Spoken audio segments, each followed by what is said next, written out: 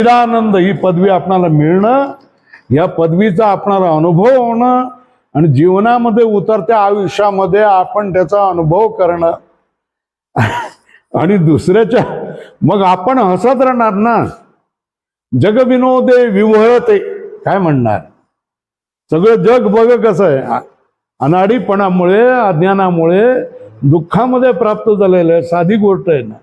आता तुम्ही बाहेर बघतायत ना, बातम्या वाचतायत ना, पेपर वाचतायत ना, है ना, यूट्यूब बघत असाल, त्याच्यामध्ये सगळ्या ज्या मीडियामध्ये बातम्या येत आहेत त्या ह्याच्यामध्ये काय दिसत आहे, पवारांचं काय चाललेलं आहे, उद्धव ठाकरेचं काय चाललेलं आहे, कोण कोणाला पळवतोय, कोण कोणाला हे करतोय, अशाच गोष्टी चाललेल्या आहेत की नाही सांगा. आणि हे केवळ कशामुळे आपणाला हसू येतं. साधी गोष्ट आहे. अहंकारामुळे पक्षही डुबवला, आमदारही गमावले, पक्षाचं चिन्हही गमावलं, पक्षाचा झेंडाही गमावला. आणि एकाच झालं ते समजून दुसरा तरी सुधारायचा ना, नाही तेही नाही, है ना. तो म्हणतोय का आता तुम्ही बाबा काका आता किती दिवस करत राहणार आहे, 85 वर्ष झालेलं आहे, आता आम्ही उपमुख्यमंत्री किती दिवस राहायचं है ना. तर मग आता तुला तू घे आणि हा पक्षही घे तुला, आणि सगळं तू कर आणि तूच कर आणि मी रिटायर होतो, मी आता जातो हिमालयात, असं म्हणायला पाहिजे की नाही. नाही म्हणत. पण त्याच्यामुळे व्याप किती, पहिले किती 4 पक्ष झाले, किती आता 6-7 पक्ष झाले है ना. हे कशामुळे, अहंकारामुळे ना. अहंकार कोणामुळे, अज्ञानामुळे. आपणाला समजतं ना छोटी गोष्ट आहे, तू मोठा झाला आहे आता तुला भावाचं वाटतंय ना, घे सगळं दिलं तुला है ना. मी आता तुम्हाला सांगतोय, हा एवढा मोठा आश्रम केलाय की नाही, त्याच्यासाठी आम्ही रक्त घातलंय की नाही, घाम वाहिलाय की नाही, याच्यामध्ये मला जराही आसक्ती नाही. तुमच्यापैकी कोणाला वैभव तुला घ्यायची इच्छा आहे, आश्रम घे, ठीक आहे ना, तुझ्या नावावर करतो, माझा सगळा रूम तुला देतो, खोली कुटिया देतोय एवढी बांधलेली ती, मी एका कुटियामध्ये तात्पुरतं काही दिवस तुला मार्गदर्शन करेपर्यंत राहतो. सगळ्यांना सांगतोय मी, रितेशला सांगतोय, याला सांगतोय, दुसऱ्या कोणालाही सांगतोय, राहा पण माझ्यासारखे व्हावं लागेल. तुम्ही बायको आणाल आणि इथेही हे घेतो, हे जमणार नाही इथं है ना, असं नाही जमणार. हे पाहिजे असेल तर ते त्यागावं लागेल. मोठेपणा पाहिजे असेल, तुमच्या पाया पडायला असतील तर ते टाकावं लागेल ना तुम्हाला, नाही तर हा आपल्यासारखाच ना, याला कोण करणार आहे. तेव्हा सांगायचं काय, आयुष्याच्या साधने सच्चिदानंद पदवी घेणं हे महत्वाचं आहे. आपलं स्वरूप समजलं पाहिजे. मी सच्चिदानंद घन आहे, मग आपलं सगळं मरण संपतं, मग आपला सगळा भवसागर संपतो, सगळ्या भाकड कथा होऊन जातात. काही अर्थ वाटत नाही आपल्याला त्याच्यामध्ये. अज्ञानासाठी त्या खऱ्या आहेत, आपल्यासाठी ज्ञानासाठी काय खोटं आहे. मी देह नाही, मी आत्मा आहे, हे एकदा दृढ ज्ञान झाल्यानंतर ठीक आहे. पण म्हणून काय झालं, हा संसार संपतो का, नाही. ही शरीराची जी तुम्हाला अनुभव येतोय हा संपतो का, नाही संपत. पण मग तरी काय, सासू सुनेचं भांडण झाल्यानंतर सासू आणि सून दोघेही एका जागी राहतात का नाही, एका जागीच खातात का नाही, एकमेकाला ताट देतात की नाही देतात. पण पहिल्यासारखी प्रेम भावना नाही ना, है ना. ठीक आहे, जगाला काही वाटून देत नाही म्हणून आपण राहू घ्या, पण ते प्रेम नाही, पहिल्यासारखं प्रेम नाही. पहिलं देहाविषयीचं जे होतं ना, आत्मीयता होती, ती आता आत्मीयता सुटून जाईल. नाही जात आहे, जाऊ दे, जेवढं दुखतंय तेवढं थोडंसं गोळ्या घेऊन बरं होतंय तर ठीक आहे, नाही नाही तर मी तयार आहे, अशी हिंमत आपल्याला येऊन जाते. आपण दयनीय होत नाही, आपण दीन होत नाही, आपण हीन होत नाही, आपण दुर्बळ होत नाही. तर आपलं अमरत्व जे आपण हरवलं होतं ना, ते प्राप्त होऊन जातं. काय आपलं जे मोठेपण, आपलं जे अमृतत्व आपण हरवलं होतं ते आपल्याला प्राप्त होऊन जातं. आपलं स्वतःचं स्वरूप आपल्याला कळतं. मी स्त्री नाही, मी पुरुष नाही, मी वंजारी नाही, मी मराठा नाही. किती भेद आणि किती विनाकारण व्यर्थ काय चाललेले आहेत गोष्टी चालल्या आहेत की नाही सांगा. किती आंदोलनं आणि काय काय, तू तिथे केजरीवाल आणखी तो तिकडे काय काय कर. छोटी गोष्ट आहे ना. पहिल्या समयातला जायचं आणि काय भाऊ घ्यायचं घे, झालं, बरोबर झालं ना. हा, जेलमध्ये ठेवायचं, तयार आहे मी, घे राजीनामा दिलं, जेलमध्ये जातो. साध्या गोष्टी आहेत की नाही. समजा माझ्यावर अशी आपत्ती आली तर मी काय घे चौकशी, काय करायची ते करून घे. हा, मी दोषी आहे का, ठीक आहे, जेलमध्ये ठेवायचं का, ठीक आहे, जेलमध्ये देवाचं भजन करतो, असं म्हणेल की नाही म्हणेल. किती साध्या गोष्टी आहेत, किती गुंतागुंतीच्या करून टाकतात सांगा, है ना. चला आपण इथे जाऊया.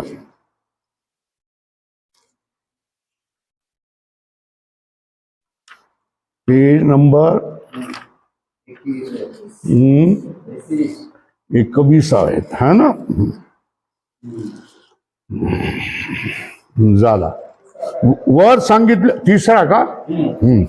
शिवाय नेह नाना असते किंचन न इह नाना अस्ति किंचन. अनेक या ठिकाणी भेद काही नाही. काय या ठिकाणी ह्या जगामध्ये कोणताही भेद नाही. न इह म्हणजे या जगामध्ये, नाना म्हणजे अनेक, अस्ति किंचन कुठलीही गोष्ट अनेक नाही आहे. श्रुती काय सांगते, नेह नानास्ति किंचन. काय एकमेवा अद्वितीयम ब्रह्म नेह नानास्ति किंचन. एकच दुसरं नाही, आणि तेच असं काय ब्रह्म आहे. आणि ह्या जगामध्ये जे नाना दिसत ते नाना काही नाही. हा आपला काय झाला पाहिजे, एकमेव अद्वितीयम ब्रह्म नेह नानास्ति किंचन. हे मी तुम्हाला समजावून अनुभव सुद्धा दिलेला आहे. अंतरिक्षामध्ये आपण गेल्यानंतर आपल्याला काय अनुभव येतो, सगळं काही, सूर्य सुद्धा एकदम एवढा बिंदू सारखा होऊन नाहीसा होऊन जातो, सगळे चमकणारे तारे नाहीसे होऊन जातात, आणि फक्त सगळीकडे भयंकर मिट्ट काळोख आहे, आणि फक्त आपलं अस्तित्व आपल्याला जाणवत आहे. आणि जगामध्ये या अंतरिक्षामध्ये काही गोष्ट नाही. मग कोण आहे, मग मी आहे, मी आहे कुठे आहे, सर्वत्र आहे. आपल्या देहाचंही भान होत नाही, आणि आपण मी आहे हे मात्र भान होत. मी आहे आणि मी कुठे आहे, तर सर्वत्र आहे. संबंध विश्वामध्ये पसरलेलं मी आहे, मीच आहे, माझ्याशिवाय दुसरं कोणीच नाही आहे. एकमेव अद्वितीयम ब्रह्म नेह नानास्ति किंचन. इथं मला नाना काहीच दिसत नाहीये, केवळ आणि केवळ सर्व जगामध्ये पसरलेलं, विश्वामध्ये पसरलेलं हे विश्वाचे माझे घर. हा किंबहुना चराचर आहे ना, ज्ञानेश्वर महाराज म्हणतात की नाही. चला, नेह नानास्ति किंचन इत्यादी श्रुतीमध्ये भेदाचा निषेध केला आहे ना. हा निषेध केलाय ना, हा निषेध श्रुतीने निषेध केलाय. का निषेध केलाय, त्याला काहीतरी कारण असेल ना. तो निषेध तेव्हाच संभवतो की जेव्हा वास्तव भेद अभेद असतो, है ना. नेह नानास्ति किंचन म्हणजे इथे अनेक कुठल्याही गोष्टी नाही आहेत, हे श्रुती म्हणते. ही श्रुती का म्हणते की इथे जर तुम्हाला भेद दिसत असला तरी वास्तवात भेद नसेल तर श्रुती म्हणेल की इथे काही भेद नाहीये म्हणून. काय तुम्हाला रस्त्याने जाताना, कारमधून जाताना रस्त्यावर मृगजळ दिसतंय, बरोबर आहे ना, है ना. ते बालक आहे, ते बालक ओरडत आहे, बाबा समोर पाणी आहे, आपण परत जाऊया. ठीक आहे ना. तो बाप काय करतो, अधिक वेगाने चालवतो ना. पुढे तो घाबरून जातो, बाबा थांबवा ना, थांबवा ना, परत चला ना. बाबा आता काय करतो, परत चालवतो, जोरात वेगात चालवतो. त्याच्यानंतर तो ओरडून गचकाचं धरून हलवून काय करतो, बाबा थांबा ना, आपण मरून जाऊ ना, आपण वाहून जाऊ ना, आपली कार वाहून जाईल ना, थांबा ना, परत फिरा ना. वडील काय करेन, आणखी वेगाने चालवेल. थोड्या वेळाने गेल्यानंतर काय होईल, घनदाट जंगल यायला लागलं आणि ते मृगजळ नाहीचं झालं. बरोबर आहे ना. आता हे मृगजळ जे नाहीचं झालं है ना, दोघांच्या वर्तनामध्ये हा भेद दिसला. हा कशामुळे, अज्ञानामुळे, अज्ञानामुळे. बरोबर आहे ना. जे मूल आहे ते मूल अज्ञानामुळे घाबरत होतं, भीत होतं. त्याला तो पाणी दिसत होतं आणि बाबाला काय दिसत होतं? नाही, मृगजळ आहे. इथे नाहीच, मृगजळच आहे. आणि हे मृगजळ नाही आहे, इथे वस्तुस्थितीने काय आहे? जल नाहीच आहे, रस्ताच आहे. आणि म्हणून तो वेगाने जात होता ना, त्याचा निश्चय आहे ना, म्हणून तो ठामपणे काय जात होता. आणि मुलगा घाबरत होता. दोघांच्या वर्तनामधला फरक ह्या ज्ञान आणि अज्ञानामुळे आहे ना. तशात श्रुती काय सांगते? नेहनानासी किंचन, है ना. हे असं म्हणणं केव्हा संभव होईल? तुम्हाला भेद दिसतोय पण वास्तवात भेद नसेल तरच श्रुती म्हणेल. काय आपल्याला दिसतोय भेद, समजलं ना. तुम्ही भिन्न आहे, मी भिन्न आहे, हे भिन्न आहे, मी भिन्न आहे, हे आपल्याला भेद दिसतोय. पण वास्तवात भेद नसेल तेव्हाच वेद म्हणेल की नेहनानासी किंचन. बरोबर आहे ना. शिवाय नेहनानासी किंचन इत्यादी श्रुतीमध्ये भेदाचा निषेध केला आहे. तो निषेध तेव्हाच संभवतो की जेव्हा वास्तव अभेद असतो, वास्तवामध्ये अभेद असतो. त्याविना भेदाचा निषेध संभव नाही. वास्तव अभेद असेल तर दिसणाऱ्या भेदाचा निषेध संभव काय है ना. तिथे दिसणारं काय? मृगजळ. वास्तविक तिथे काय? मृगजळ नाही आहे. तरच काय इथे तो म्हणेल ना मृगजळ नाही आहे, खोटं आहे ते, असंच म्हणेल ना. तर वास्तव अभेद असेल तर भेदाचा निषेध होईल. श्रुती काय करते? भेदाचा निषेध करते. भेदाचा निषेध कधी या बसा. भेदाचा निषेध कधी संभव आहे? वास्तव अभेद असेल तर. दिसणारा भेद असून सुद्धा वास्तव जर अभेद असेल तरच आपल्याला काय सांगतो? श्रुती म्हणेल नेहनानास्ति किंचन. त्याविना भेदाचा निषेध संभवत नाही. भेद निषेधाच्या अनुपत्तीच्या ज्ञानरूप श्रुतार्थपत्ती प्रमाणापासून भेद मिथ्यात्व व जीव ब्रह्म ऐक्य ज्ञानरूप अर्थापत्ती प्रमा होते, है ना. ही अर्थस्य आपत्ती है ना. अर्थापत्ती, अर्थापत्ती प्रमाणे काय सांगतात? श्रुती काय करतात? नेहनानासी किंचन. याचा अर्थ काय? वास्तव तिथे अभेद असला पाहिजे. तर अर्थापत्ती प्रमाणे अभेद नसेल तर श्रुती निषेध नाही करू शकत, है ना. भेद दिसतोय पण वास्तव अभेद आहे, तेव्हा श्रुती काय म्हणेल? नेहनानासी किंचन. आणि नेहनानासी किंचन हे म्हणणं संभव तेव्हाच आहे की दिसणारा भेद खोटा आहे ना, आणि वास्तव असणारा अभेद खरा आहे ना, तेव्हाच म्हणेल ना. तर अर्थापत्ती प्रमाणे काय? वास्तव अभेद सिद्ध होत. दिसणारा भेद असला तरी वास्तव अभेद म्हणतोय, नाहीतर श्रुती असं म्हणणं शक्य नाही. काय? नेहनानासी किंचन. बरोबर आहे. तर अर्थापत्ती प्रमा, अर्थापत्तीचे ज्ञान होत आहे. काय अर्थाची आपत्ती आहे? वास्तव अभेद असल्याशिवाय ही म्हणू शकणार नाही. श्रुती अशी म्हणू शकणार नाही. काय म्हणू नाही शकणार? नेहनानासी किंचन असं म्हणू शकत नाही. कधी? वास्तव अभेद असल्याशिवाय. दिसणारा भेद आहे पण वास्तव अभेद असल्याशिवाय श्रुती नेहनानासी असं म्हणू शकणार नाही. ही अर्थापत्ती प्रमा होते, ज्ञान. म्हणून अभेद खरा आहे. काय? दिसणारा भेद खोटा आहे आणि न दिसणारा अभेद खरा आहे, कारण श्रुती तसं म्हणते. म्हणून शब्द प्रमाण आणि अर्थापत्ती प्रमाणाने आपल्याला काय होत आहे? अभेद खरा आहे, दिसणारा भेद खोटा आहे. बरोबर आहे. अभेदची साधक युक्ती काय?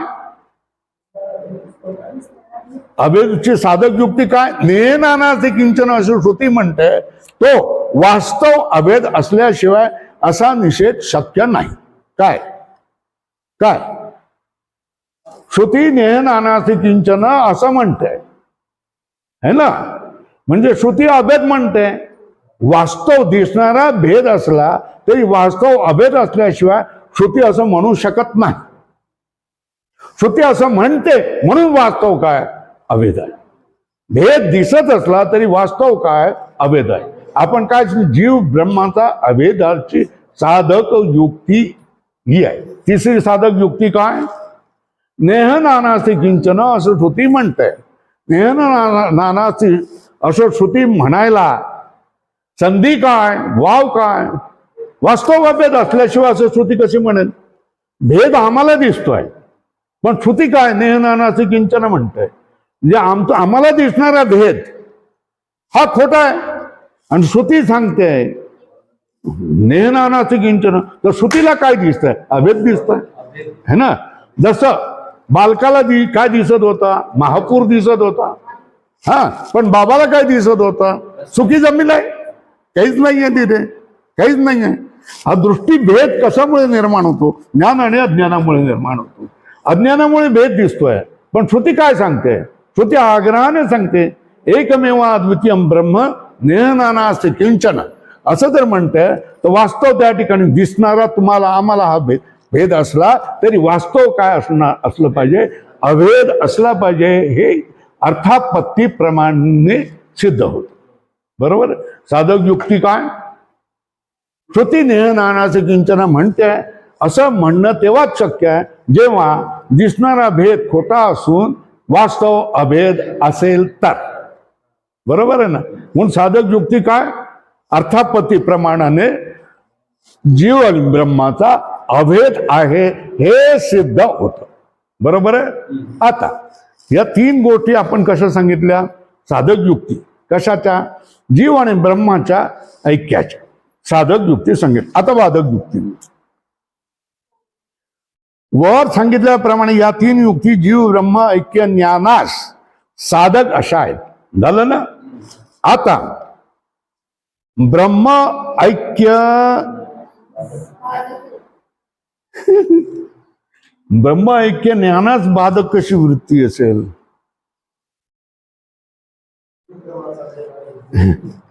जीव ब्रह्म भेद ज्ञानास. वर लिहा भेद ज्ञान. काय? ऐक्य नका लिहू, ऐक्य नका लिहू. वर लिहा भेद. काय लिहा? जीव ब्रह्म भेद ज्ञानास बाधक. भेद ज्ञान बाधाचं करायचं ना, आणि जीव ब्रह्म ऐक्य साधायचं है ना. इथे ही छपाईची चूक आहे, है ना. काय लिहाल तिथे?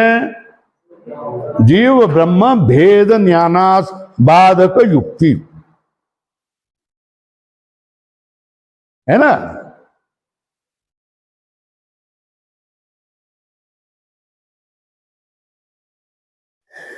आता मी तुम्हाला असा प्रश्न विचारला की जीव आणि ब्रह्म याच्यामध्ये भेद आहे का अभेद आहे? त्याच्यावर तुम्ही काय करणार? असं नाही. तुम्ही कोणत्या दृष्टीने म्हणतायत? शिकवलंय ना साधक वृत्ती. हा, साधक युक्ती सांगितले ना. वाच्यार्थाने म्हणतायत का लक्षार्थाने म्हणतायत? असा पहिला तुम्ही प्रश्न विचारला पाहिजे. नाही, मी प्रश्न विचारलाय तुम्हाला. का विचारलाय? जीव आणि ब्रह्म यांच्यामध्ये भेद आहे का अभेद आहे असा प्रश्न तुम्हाला केला. हा, तर तुम्ही मला प्रतिप्रश्न केला पाहिजे. काय केला पाहिजे? तुम्ही तुमच्या मनामध्ये वाच्यार्थ आहे का लक्षार्थ आहे? काय विचारलं पाहिजे? उलटा प्रश्न मला काय विचारला पाहिजे? तुमच्यामध्ये वाच्यार्थ, तुम्ही वाच्यार्थाने विचारतात का लक्षार्थाने विचारतात? है ना. दिसतं त्याच्यातून लौकिक गोष्टीने विचारतात का शास्त्रीयरित्या विचारतात? असं तुम्ही मला प्रतिप्रश्न विचारला पाहिजे. मग मी सांगेन तुम्हाला वाच्यार्थाने. हा पटकन उत्तर काय देणार तुम्ही? हा, जीव आणि ब्रह्मामध्ये काय भेद आहे असं सांगाल ना. आणि मी तुम्हाला म्हणाल लक्षार्थाने म्हणून, तर तुम्ही काय म्हणाल? अभेद आहे. बरोबर आहे ना. आता परत मी विचारेन जीव आणि ब्रह्मामध्ये भेद आहे का अभेद आहे? आता तुम्ही काय म्हणायचं? कुठल्या अर्थाने तुम्ही विचारतात? नाही, आता झालं वाच्यार्थ लक्षार्थ झालं. आता औपाधिक का अनौपाधिक? काय? हा, औपाधिक का अनौपाधिक? है ना. औपाधिक का अनौपाधिक? उपाधीने का उपाधी रहित विचारताय तुम्ही. हा, मी म्हणेन की औपाधिक. तर तुम्ही काय म्हणाल? भेद आहे. जीव ब्रह्मामध्ये भेद आहे. तर जीव ब्रह्मामधला भेद कशामुळे असतो? उपाधीमुळे. तो जीव ब्रह्माचा भेद औपाधिक असतो. कसा असतो? जीव ब्रह्माचा भेद कसा असतो? आणि जीव ब्रह्माचं ऐक्य कसं असतं? अनौपाधिक. कसं असतं? उपाधी रहित असतं. उपाधी काढून टाकल्या का जीव आणि ब्रह्म ऐक्य आहे ना. उपाधी धरल्या, पकडल्या तर जीव ब्रह्माचा ऐक्य भेद असणारच आहे ना.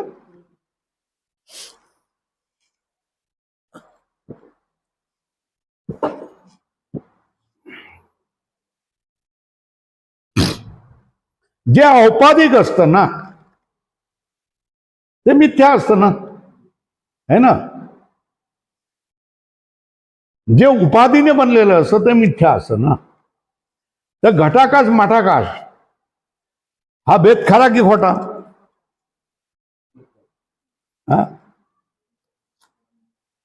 उपाधीने खरा, उपाधी काढली तर खोटा. बरोबर आहे ना. तर घटाकाश मठाकाश हा भेद उपाधीमुळे आहे, औपाधिक भेद आहे. बरोबर आहे ना.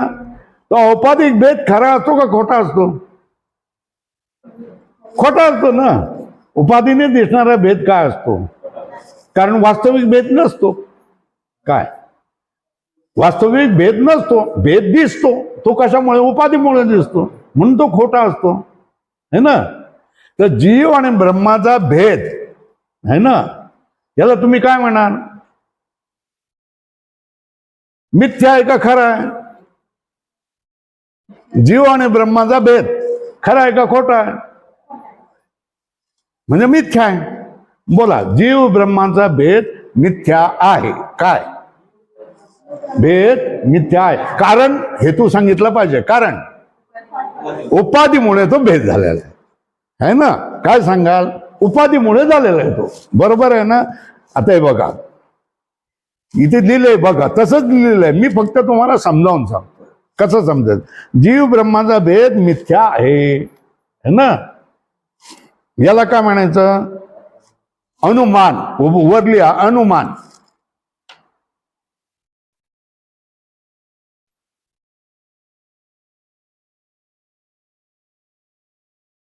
है ना, है ना. औपाधिक असल्यामुळे वर लिहा हेतू. काय है ना. आता हे झालं अनुमान, हे झालं काय है ना.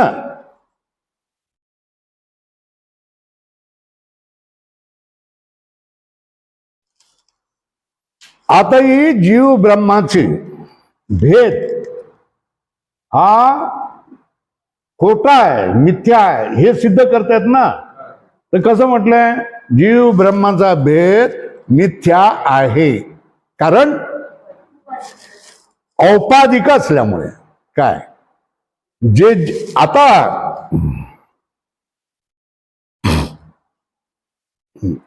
घट हा मिथ्या आहे, या मठ हा मिथ्या आहे की नाही?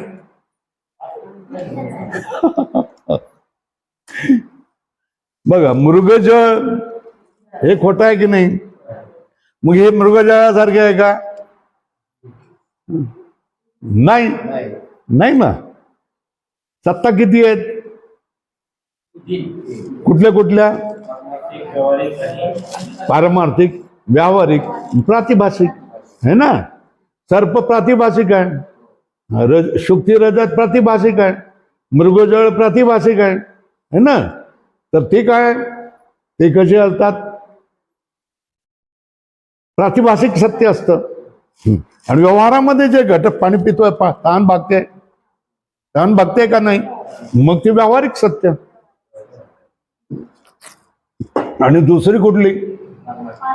सत्ता किती आहे? 3 प्रकारच्या: पारमार्थिक सत्ता, व्यावहारिक सत्ता आणि आपणालाही थोडं थोडं BA-MA वाल्यासारखं कळायला लागतं की नाही सांगा? कळायला लागतं की नाही सांगा? कळायला लागतं ना. बसलं, शिकायचं ठरवलं तर सगळंच कळतं, है ना. तर आता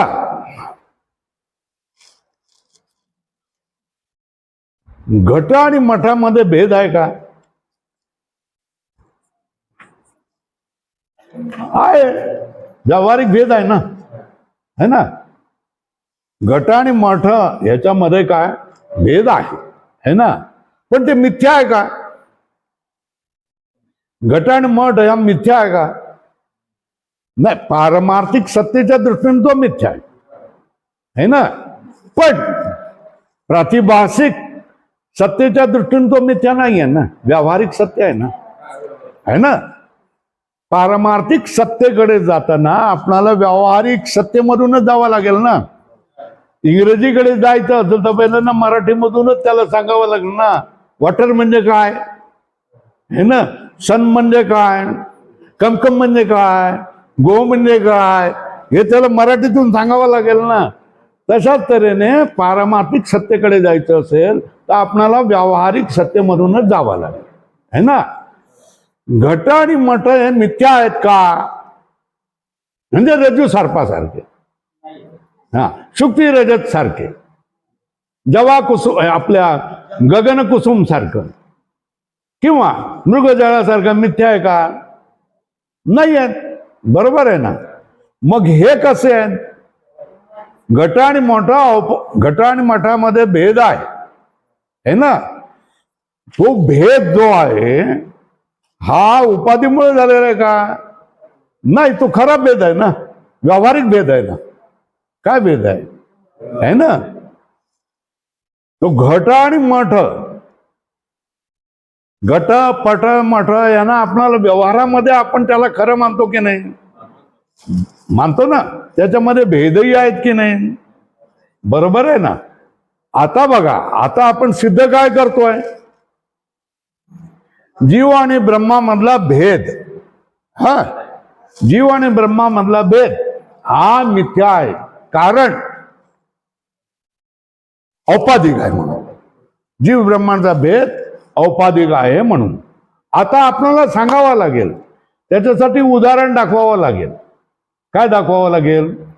जे उपाधीने नसतं, हा, ते मिथ्याही नसतं ना. जसं घटपट, काय जे उपाधीने नसतं, जो भेद उपाधीनं नसतो, व्यावहारिक भेद आहे ना, है ना. तो उपाधिकचा भेद आहे का व्यावहारिक भेद आहे? व्यावहारिक भेद आहे ना. मग ते मिथ्या नाही येत ना. पाणी पिता येतं का नाही? येतं ना. तो महापूर रस्त्यावर दिलेला असला त्यातून एक थेंबर तरी आपल्याला पाणी पिता येईल का? हा, 1 इंच तरी जमीन भिजवता येईल का? हरणाला पाणी पिता येईल का? नाही येतात, म्हणून ते मिथ्या आहे. त्याला काय म्हणताय? मिथ्या आहे. पण या पाण्याला व्यावहारिक सत्य आहे की नाही? आहे ना. म्हणजे हे कसं आहे, घट आणि पटामध्ये भेद आहे ना, पण तो व्यावहारिक भेद आहे ना, औपाधिक नाही आहे ना. म्हणून ते काय मिथ्या नाही. बरोबर आहे. आता अनुमान काय केलेलं बघा, जीव आणि ब्रह्माचा भेद मिथ्या. कशामुळे? औपाधिकत्वात, म्हणजे उपाधीमुळे असल्यामुळे. कसं? घटाकाश व महाकाश याप्रमाणे जे मिथ्या नसते ते औपाधिकही नसते. दृष्टांत कंसा दिलाय, जे निमांत ते मिथ्या असतं. घटाकाश आणि मठाकाश, घट आणि मठ नाही म्हणत, घटाकाश आणि मठाकाश. या आकाशाला धरा, तर आकाशामधला घटाकाश आणि मठाकाश मधला जो भेद आपल्याला वाटतोय हा खरा की खोटा? हा खोटा. कशामुळे? उपाधीमुळे झालेला आहे. खरं काय? महाकाश. बरोबर आहे. खरं काय? महाकाश. मग घटाकाश मानतो ते उपाधीने, मग मठाकाश मानतो ते. बरोबर आहे ना. तशाच तऱ्हेने जीव आणि ब्रह्म याच्यामधला भेद कसा आहे? कशामुळे झालेला आहे? उपाधीमुळे झालेला आहे ना. हा, उपाधीमुळे झालेला आहे, म्हणून तो कसा आहे? मिथ्या. अनुमान कसा कराल? जीव आणि ब्रह्मामधला भेद मिथ्या आहे का? उपाधीमुळे, है ना. जसं घटाकाश मठाकाश याच्यामधला भेद उपाधीमुळे असल्यामुळे तो मिथ्या आहे. बरोबर आहे ना. आता याच्यासाठी व्याप्ती द्यावी लागते. कशी सांगतायत? जसे घट व पट यांचा भेद व्यवहार दशेत राहणार आहे, है ना, तो व्यवहारातला नाही, है ना, तो औपाधिक नाही म्हणून मिथ्याही नाही, है ना, है ना, तो औपाधिक नाही म्हणून मिथ्या नाही. उपाधीने असतं तर आपण काय करू शकलो असं त्याचा, हे आपला व्यवहारच आहे ना, पाणी पितो ना, है ना, तर त्याच्यामधला हा पंखा आणि हा भेद, हा ग्लास, हे भेद आहे ना, है ना, हा भेद आहे. हा भेद कसा आहे, उपाधीमुळे आहे का व्यवहारामुळे? हा व्यावहारिक भेद आहे. हा व्यावहारिक भेद असणार, हा व्यावहारिक भेद आहे, औपाधिक नाही आहे म्हणून तो मिथ्या नाही. लक्षात येतंय का? आपण जीव आणि ब्रह्माच्या दृष्टीने बघायला गेलं ना तर हे देखील मिथ्या होईल. कुठली पारमार्थिक कडे आपण वळलो तर हे देखील मिथ्या होतं. पण आपण कुठे बघतोय? व्यावहारिक आणि प्रातिभासिक, है ना. व्यावहारिक आणि प्रातिभासिक मध्ये कोण खरं? व्यावहारिक खरं. व्यावहारिक आणि पारमार्थिक मध्ये कोण खरं? पारमार्थिक खरं. हे लक्षात येतं का? मग सगळ्या गोष्टी समजत येतील, है ना. आता जीव आणि ब्रह्मामधला भेद हा मिथ्या आहे, कारण उपाधीमुळे झालेला असल्यामुळे. याच्यासाठी उदाहरण काय? घटाकाश मठाकाश यामधील भेद, बरोबर आहे ना. घटाकाश आणि मठाकाश यामधील भेदासारखा आहे ना. याच्यासाठी व्यतिरिक्त व्याप्ती काय दिली आहे की घट आणि मठ याच्यामधला भेद कसा आहे? व्यावहारिक आहे ना, तो औपाधिक नाही, है ना, म्हणून तो मिथ्या नाही. हे लक्षात येतं का? हा. आणि मिथ्या कोण होईल? औपाधिक असेल ते. हे लक्षात येतं का? कोण? भेद मिथ्या कधी होईल? भेद औपाधिक असेल तर. कसा असेल? उपाधीमुळे असेल तर ते मिथ्या होईल, है ना. आणि व्यावहारिक असेल तर त्याला व्यावहारिक सत्यता आहे. पाणी पिता येतं, हवा घेता येतं, मिथ्या कसं होईल? पण प्रातिभासिक मृगजळ आहे, त्याने 1 इंचही जमीन भिजत नाही की एक थोडासाही कणभरही काय तहान भागत नाही. हे लक्षात येतं का? आता अनुमान मला तुम्ही समजावून सांगा. जीव आणि ब्रह्म याच्यामधील भेद मिथ्या आहे, कारण उपाधीमुळे बनल्यामुळे, औपाधिक असल्यामुळे. जसा घटाकाश मठाकाश यामधला भेद काय औपाधिक आहे म्हणून तो मिथ्या आहे. बरोबर मानतोय ना आपण? मानतो ना. आपल्याला काय माहिती आहे? घटाकाश मठाकाश हे भेद दिसतोय पण तो खोटा आहे, हे आपण मानतो ना. व्यवहारात मानतो की नाही? उदाहरण दिसलं की नाही आपल्याला? काय उदाहरण दिसलं? घटाकाश महाकाश, घट फोडला मठ फोडला की महाकाशच बनून जातो. मग घटाकाश आणि मठाकाश मध्ये दिसणारा भेद खोटा आहे, मिथ्या आहे, हे आपण मानलं ना. तर आपल्याकडे धरण्यासाठी काय आधार? काय? घटाकाश आणि मठाकाश यामध्ये जो दिसणारा भेद आहे हा मिथ्या आहे. काय दिसतंय? उदाहरण काय आपल्याला दिसतं? घटाकाश आणि मठाकाश यामध्ये दिसणारा भेद मिथ्या, बरोबर आहे ना. हे आपल्याला उदाहरण आहे. हे तुम्हाला संमत आहे, मला संमत आहे, तुम्हाला संमत आहे की घट आकाश आणि मठाकाश हा दिसणारा भेद आहे, खरा भेद नाही. तो भेद काय? मिथ्या आहे, कारण महाकाश एकच खरा आहे, बरोबर आहे ना. आता मग हेच उदाहरण आपण लावणार कुठे? जीव आणि ब्रह्मामध्ये लागणार. जीव आणि ब्रह्मामध्ये जो भेद आपल्याला वाटतो है ना, हा व्यावहारिक असेल, है ना, वाच्यार्थिक असेल, उपाधीमुळे असेल. पण उपाधीमुळे जे भेद असतो हा मिथ्या असतो. जसा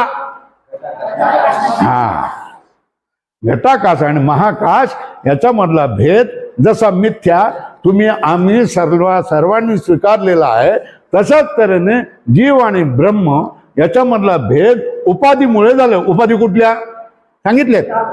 घटून घेतलेला आहे. माया आणि अविद्या. कुठली? माया आणि अविद्या. हे बरोबर आहे ना. ही उपाधी आहे, ही माया व्यर्थ आहे, उपाधी अविद्या ही व्यर्थ आहे. त्याच्यामुळे मायामधले प्रतिबिंबही गेलं, अविद्येमधले प्रतिबिंब गेलं, राहिलं कोण झालं? ब्रह्मचैतन्य, उठचं चैतन्य. या दोघांमध्ये एकता, बरोबर आहे ना. मग ह्याच्यामधला भेद आहे. जो भेद दिसतो, जीव आणि ब्रह्मामध्ये भेद दिसतो, तो माया आणि अविद्येमुळे. आणि माया आणि विद्या या काय उपाध्या आहे. बरोबर आहे ना? तर जीव आणि ब्रह्मामधला भेद कसा आहे? औपाधिक आहे. औपाधिक आहे म्हणून तो मिथ्या आहे. ह्याच्यावर काय शिका मारायचा? मिथ्या काय मारायचं? हा, कधी आपण मिथ्या शिका कधी मारू?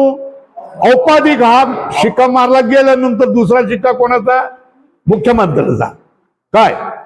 मिथ्या. काय पहिला शिक्का कुठला? औपाधिक. त्याच्यावर औपाधिक दिसल्यावर दुसरा शिक्का काय? मिथ्या. जीव आणि ब्रह्माचा भेद मिथ्या आहे का? कसा? हा, घटाकाश आणि मठाकाश याच्यामधल्या भेदासारखा हा भेद जसा काय मिथ्या आहे तशाच तऱ्हेने. पण याच्यासाठी आपणाला व्याप्ती दाखवावी लागते. बघा भाऊ, काय घट आणि पट हे काय, यांच्यामध्ये भेद आहे की नाही? भेद आहे ना? आहे ना? हा औपाधिक नाही म्हणून हा खरा भेद आहे. तसा भेद यांच्यामध्ये आहे का? नाही. जीव आणि ब्रह्मामध्ये असा भेद आहे का? असा भेद नाही आहे, है ना? घट आणि मठ, आता ह्याच्यामध्ये जसे घट व पट यांचा भेद व्यवहार दशेत राहणारा आहे, तो औपाधिक नाही म्हणून मिथ्याही नाही. हे कळलं का? मिथ्या का नाही? मिथ्या असतं तर पाणी पिता आलं नसतं ग्लासाने, आणि मिथ्या असतं तर काय केलं असतं? हे करता हवा घेता आली नसते. आणि हे दोन्ही व्यावहारिक सत्य आहे म्हणून याच्यामधला भेदही व्यावहारिक आहे आणि तोही सत्य आहे, व्यावहारिक सत्य आहे. हे लक्षात येतंय का? चला पुढे जाऊया. जसे घट व पट यांचा भेद व्यवहार दशेत राहणार आहे, तो औपाधिक नाही म्हणून मिथ्या नाही. याला अधोरेखा करा. ही व्याप्ती दिसली.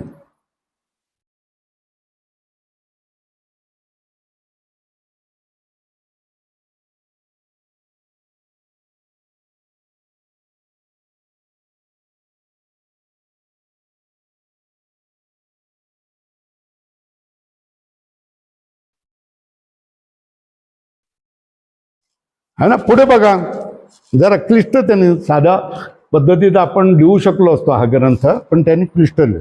ज्या अर्थी जीव ब्रह्माचा भेद स्वरूपता नाही, स्वरूपाने नाही आहे भेद, त्या अर्थी तो मिथ्या नाही असं मुळीच नाही. असं नाही. जीव आणि ब्रह्माचा भेद स्वरूपाने भेद नाही म्हणून तो भेद मिथ्या नाही असं म्हणायचं नाही. किंतु तो मिथ्याच आहे. भेद काय? तुम्ही भेद दाखवायला लागला तर मिथ्या आहे. अनुमानात, आता हे सांगितलं, अनुमानामध्ये सगळं सांगितलं ना. त्याला जीव ब्रह्माचा भेद याला काय म्हणतात? शास्त्रीय भाषेत पक्ष म्हणतात. काय म्हणतात? गोल करा, आवळा करा. मिथ्यात्व हे सिद्ध करायचं आहे. मिथ्यात्व याला काय म्हणतात? साध्य म्हणतात. आणि औपाधिकता किंवा औपाधिकत्व याला काय म्हणतात? हेतू. अनुमानामध्ये 3 पदार्थ होतात. काय? पक्ष, ज्याच्यामध्ये सिद्ध करायचं आहे त्याला पक्ष म्हणतात. पर्वतामध्ये सिद्ध करतो, पर्वत पक्ष होता. कशाला सिद्ध करायचं? अग्नीला सिद्ध करतो. अग्नी हे साध्य. कोणामुळे करायचंय? तर धुमामुळे, धुरामुळे. तर धूर हा काय जातो? हेतू जातो. हा, तर ह्या अनुमानामध्ये काय? पक्ष कोण आहे? जीव ब्रह्माचा भेद हा पक्ष आहे. मिथ्यात्व हे काय? साध्य आहे. औपाधिकता हे हेतू आहे. घटाकाश व महाकाश या 2 आकाशांचा भेद व घट व पट यांचा भेद हे उदाहरण आहे ना. घटपट याच्यामधला भेद आणि घटाकाश आणि महाकाश यांच्यामधला भेद हे 2 काय उदाहरण. घटाकाश आणि महाकाश ह्याच्यामधला भेद औपाधिक आहे का खरा आहे? औपाधिक आहे. आणि घट आणि मठ याच्यामधला भेद औपाधिक आहे की खरा आहे? व्यावहारिक खरा आहे. कसं म्हणणार? औपाधीने नाही बनलाय. कशाने नाही बनलाय? उपाधीने नाही बनलाय. व्यवहारामध्ये पाणी पिऊ शकतो, व्यवहारामध्ये हवा घेऊ शकतो, त्याच्यामुळे तो भेद खरा आहे. ह्याने पाणी पिता येत नाही आणि ह्याने हवा घालता येत नाही, है ना. त्याच्यामुळे हा भेद खरा आहे. पण घटाका जन्माटाकाचा हा भेद कसा? औपाधिक आहे. आणि घट आणि मठ याच्यामधला भेद कसा आहे? व्यावहारिक भेद आहे. तो व्यावहारिक भेद, व्यावहारिक सत्य म्हणजे व्यावहारिक खरा. बरोबर आहे. पुढे चला.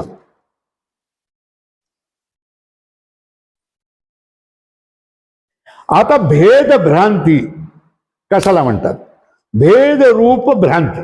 काय काय भेद रूप भ्रांती नाही ना. भेद भ्रांती हे कशाला म्हणतात? ह्याचं लक्षण करताय काय? भेद भ्रांती कशाला म्हणायचं? जीव आणि ईश्वर यात भेद आहे असे समजणे हीच भेद भ्रांती आहे. अधोरेखा करा. महत्वाचं वाक्य आहे. काय पुस्तक नाही घेतलं का? हा, विकत घे, यांच्याकडून घे, नाही तर काय उपयोग आहे? आणि वेळ काढून रविवार वेळ काढायचा, 3:30 ते 3:30 पर्यंत काम कर, आंघोळ बिंघोळ करायची, यायची. जीव आणि ब्रह्म, जीव आणि ईश्वर यात भेद आहे असे समजणे याला काय म्हणतात? भेद भ्रांती. काय म्हणतात? अधोरेखा किंवा भेद भ्रांती म्हणजे काय? जीव आणि ईश्वरामध्ये भेद आहे असं समजणं. जीव आणि ईश्वर याच्यामध्ये भेद आहेच असं समजणं याला काय म्हणतात? हा, वेदांतामध्ये काय म्हणतात? भेद भ्रांती. भेद भ्रांती होय. या भेद भ्रांतीत मुख्य 5 भेद म्हणजे प्रकार आहेत. आता या भेद भ्रांती आहे ना, भेद भ्रांतीचे किती प्रकार आहेत? 5 प्रकारच्या भेद भ्रांती आहेत. आता बघूया. 1, जीव आणि ईश्वराचा भेद. बरोबर. दुसरा, जीव जीवाचा भेद, जीव ईश्वराचा भेद. 2 झाले. आता बघ, जीव आणि जडाचा भेद. बरोबर आहे. 3, जीव जडाचा भेद. पुन्हा जड आणि ईश्वराचा भेद है ना, जड आणि ईश्वराचा भेद. आणि 5, जड जडाचा भेद. हे जड, हे जड. बरोबर आहे ना.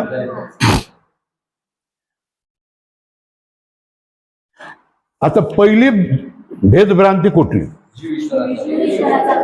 है ना, जीव आणि ईश्वराचा भेद. ही काय आहे? भ्रांती. ही भेद. पण जड आणि चेतन हा पण भेद आहे की नाही? है ना. ज्याच्यामध्ये जीव नाही, चैतन्य नाही, ते जड. आणि ज्याच्यामध्ये आमामध्ये चैतन्य आहे ते काय? चैतन्य. जड चेतन हा भेद आहे की नाही? चेतनामध्ये कोण येतं? हा, चेतनामध्ये कोण होतं? ईश्वर आणि जीव येतो ना. काय चेतनामध्ये कोण होतो? ईश्वर आणि जीव येतो. आणि जडात कोण येतो? जड है ना. तर आता इथे किती झाले? 2 झाले ना. कोण? ईश्वर आणि जीव. ईश्वर आणि जीव. आणि इथे कोण आला? लिहाल का? वैत लिहाल का? कसं लिहूशाल? ईश्वर, जीव, बाजूला लिहा जड. 3 पदार्थ झाले. पहिले काय लिहाल? जड आणि चेतन. चेतन आणि जड असे 2 भेद लिहा. लिहिले. नंतर मग आपल्याला भेद भ्रांती म्हणजे जीव आणि ईश्वर. बरोबर आहे ना. जीव आणि ईश्वर. आणि बाजूला कोण राहिलं? जड.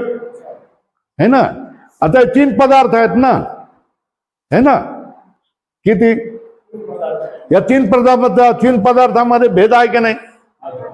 हा, आहे ना. कोणाकोणाचं सांगा बरं. जीव आणि ईश्वराचा भेद सिद्ध झाला 3 पदार्थ म्हटल्यानंतर.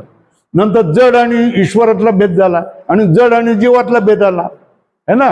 मग आणखी कुठले? जड जडातला. आणखी झालं का? 5 भेद झाले का? भेद झालं का? लक्षात आलं की ना. आता पहिलं किती? पहिले मूळ कोण? नाही, मूळ कोण? ब्रह्मचैतन्य. एकमेवा द्वितीय ब्रह्म नेह नानाचे किंचन. बरोबर आहे ना. नंतर किती भेद झाले? जड चेतन. बरोबर आहे ना. चेतन आणि जड, चेतनामध्ये किती भेद झाले? दोन. कुठले? ईश्वर आणि जड, आणि ईश्वर आणि जीव, आणि इथे कोण आलं? जड. आता या तिनामध्ये भेद करा, किती भेद झाले? नाही, तिनामध्ये किती भेद झाले? पहिले मूळ, जड आणि ईश्वर, जड आणि जीव, आणि ईश्वर आणि जीव, तीन भेद झाले. आणखी जर बारीक गेलं तर काय झालं? जीवात आणि जडात. आता हे सांगू शकशाल तुम्ही? लहान मुलांना समजावून सांगतोय तसं शिकवतोय की नाही? तसं सांग. असं शिकवतात का? हे प्रवचन करणेवाले असं सांगतात का? असं सांगतात प्रवचन करणेवाले? नाही. ये ताई.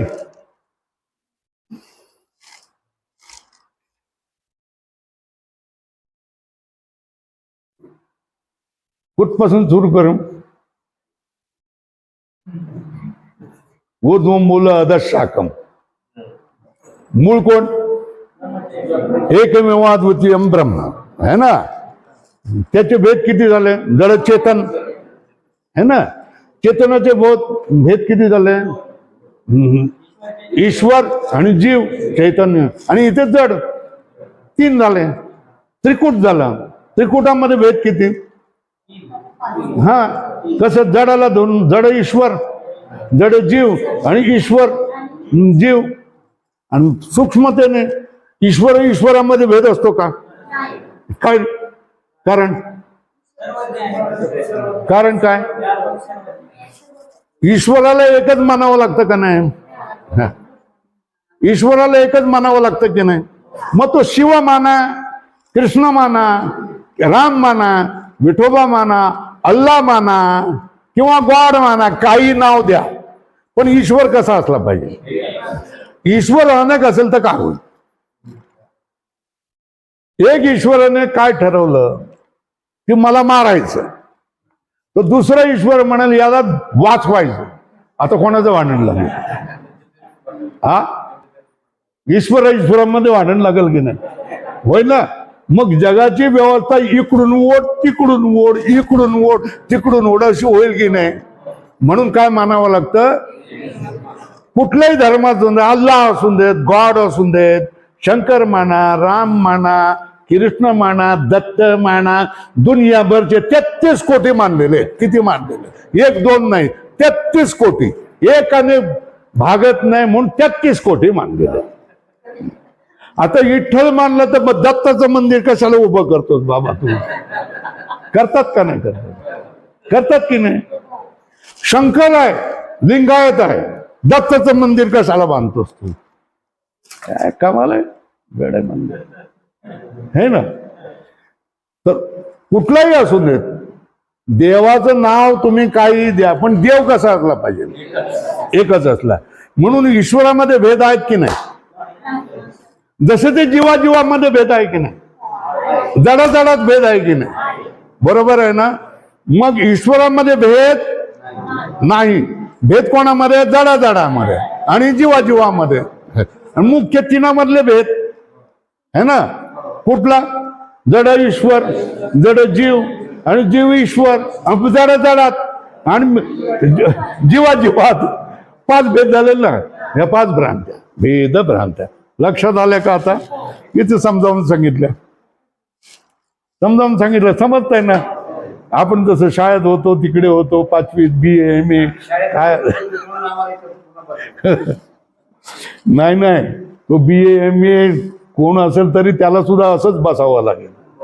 हा, चला. तर आता किती काय झाले? हेतू किती झाले सांगा? भेद किती झाले? भेद भ्रांती एक घेतली. जीव आणि ईश्वर यात भेद आहे असं समजणे ही भेद भ्रांती होय. या भेद भ्रांतीत मुख्य 5 भेद प्रकार आहेत. लिहा, वहीत लिहा. 1, जीव ईश्वराचा भेद. 2,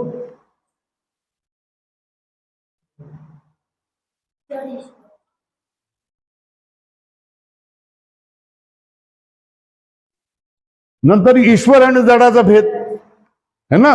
नंतर 3रा जीव आणि जडाचा भेद. नंतर जीवाचा भेद, जीवांचा भेद. नंतर जडांचा भेद. सोपं आहे ना, समजून घ्यायला. समजलं?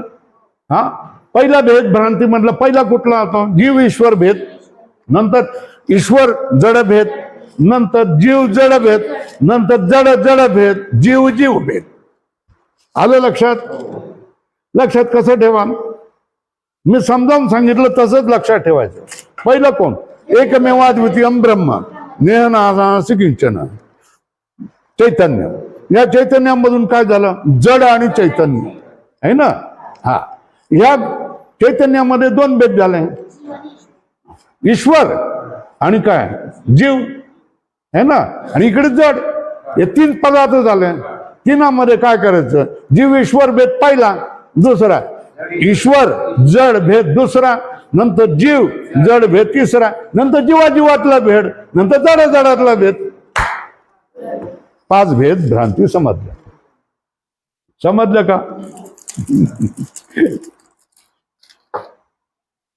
तुम्ही विद्वान किती आहेत वैभव याला महत्व नाही. तुमची विद्वत्ता लोकांपर्यंत किती पोचवतायत याला महत्व. विद्वान बडबड बडबडला दोन घंटे. लय विद्वान आहेत, लय लय लय म्हणजे भारी भारी विद्वान. आपण काय सांगितलं ते सांगा. नाही लय बोलले ते लय बोलले. आपण काय बोल, लय भारी बोलले. काही गेलं नाही, कळलं नाही काय काय उपयोग काय आहे त्याचा, हे ना. जीवात उतरलं पाहिजे ना. आता तुम्ही हे जर असं व्यवस्थित शिकून घेतलं ना तर तुम्हाला काही नाही, काय वाटणार नाही.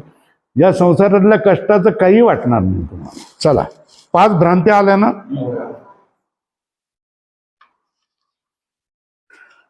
तू लक्षात ठेवताना कसं काय ठेवायचं? ब्रह्मचैतन्य, जड चेतन, चेतन जड, चेतनाचे भेद 2, जीव आणि ईश्वर. हा, इकडे जड आला, नंतर ईश्वर जीव भेद, ईश्वर जड भेद, जीव जड भेद, जीवाजीवातला भेद, जडा जडातला भेद. 5 भेद आहेत. चला, 5 प्रकारची भेद भ्रांती होय. ही भ्रांती तात्विक अद्वैत निश्चयात प्रतिबंधक व दुःख हेतू आहे. अधोरेखा करा.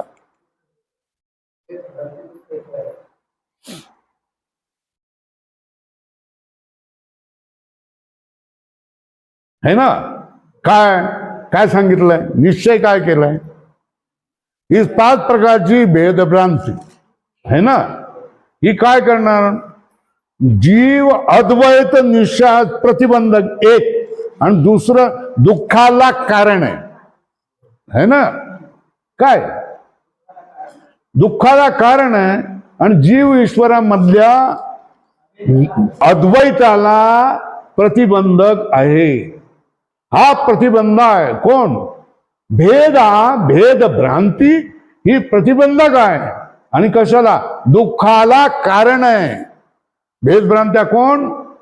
जीव ईश्वर भेद, जीव जड भेद, ईश्वर जड भेद, जीव जीव भेद, जड जड भेद.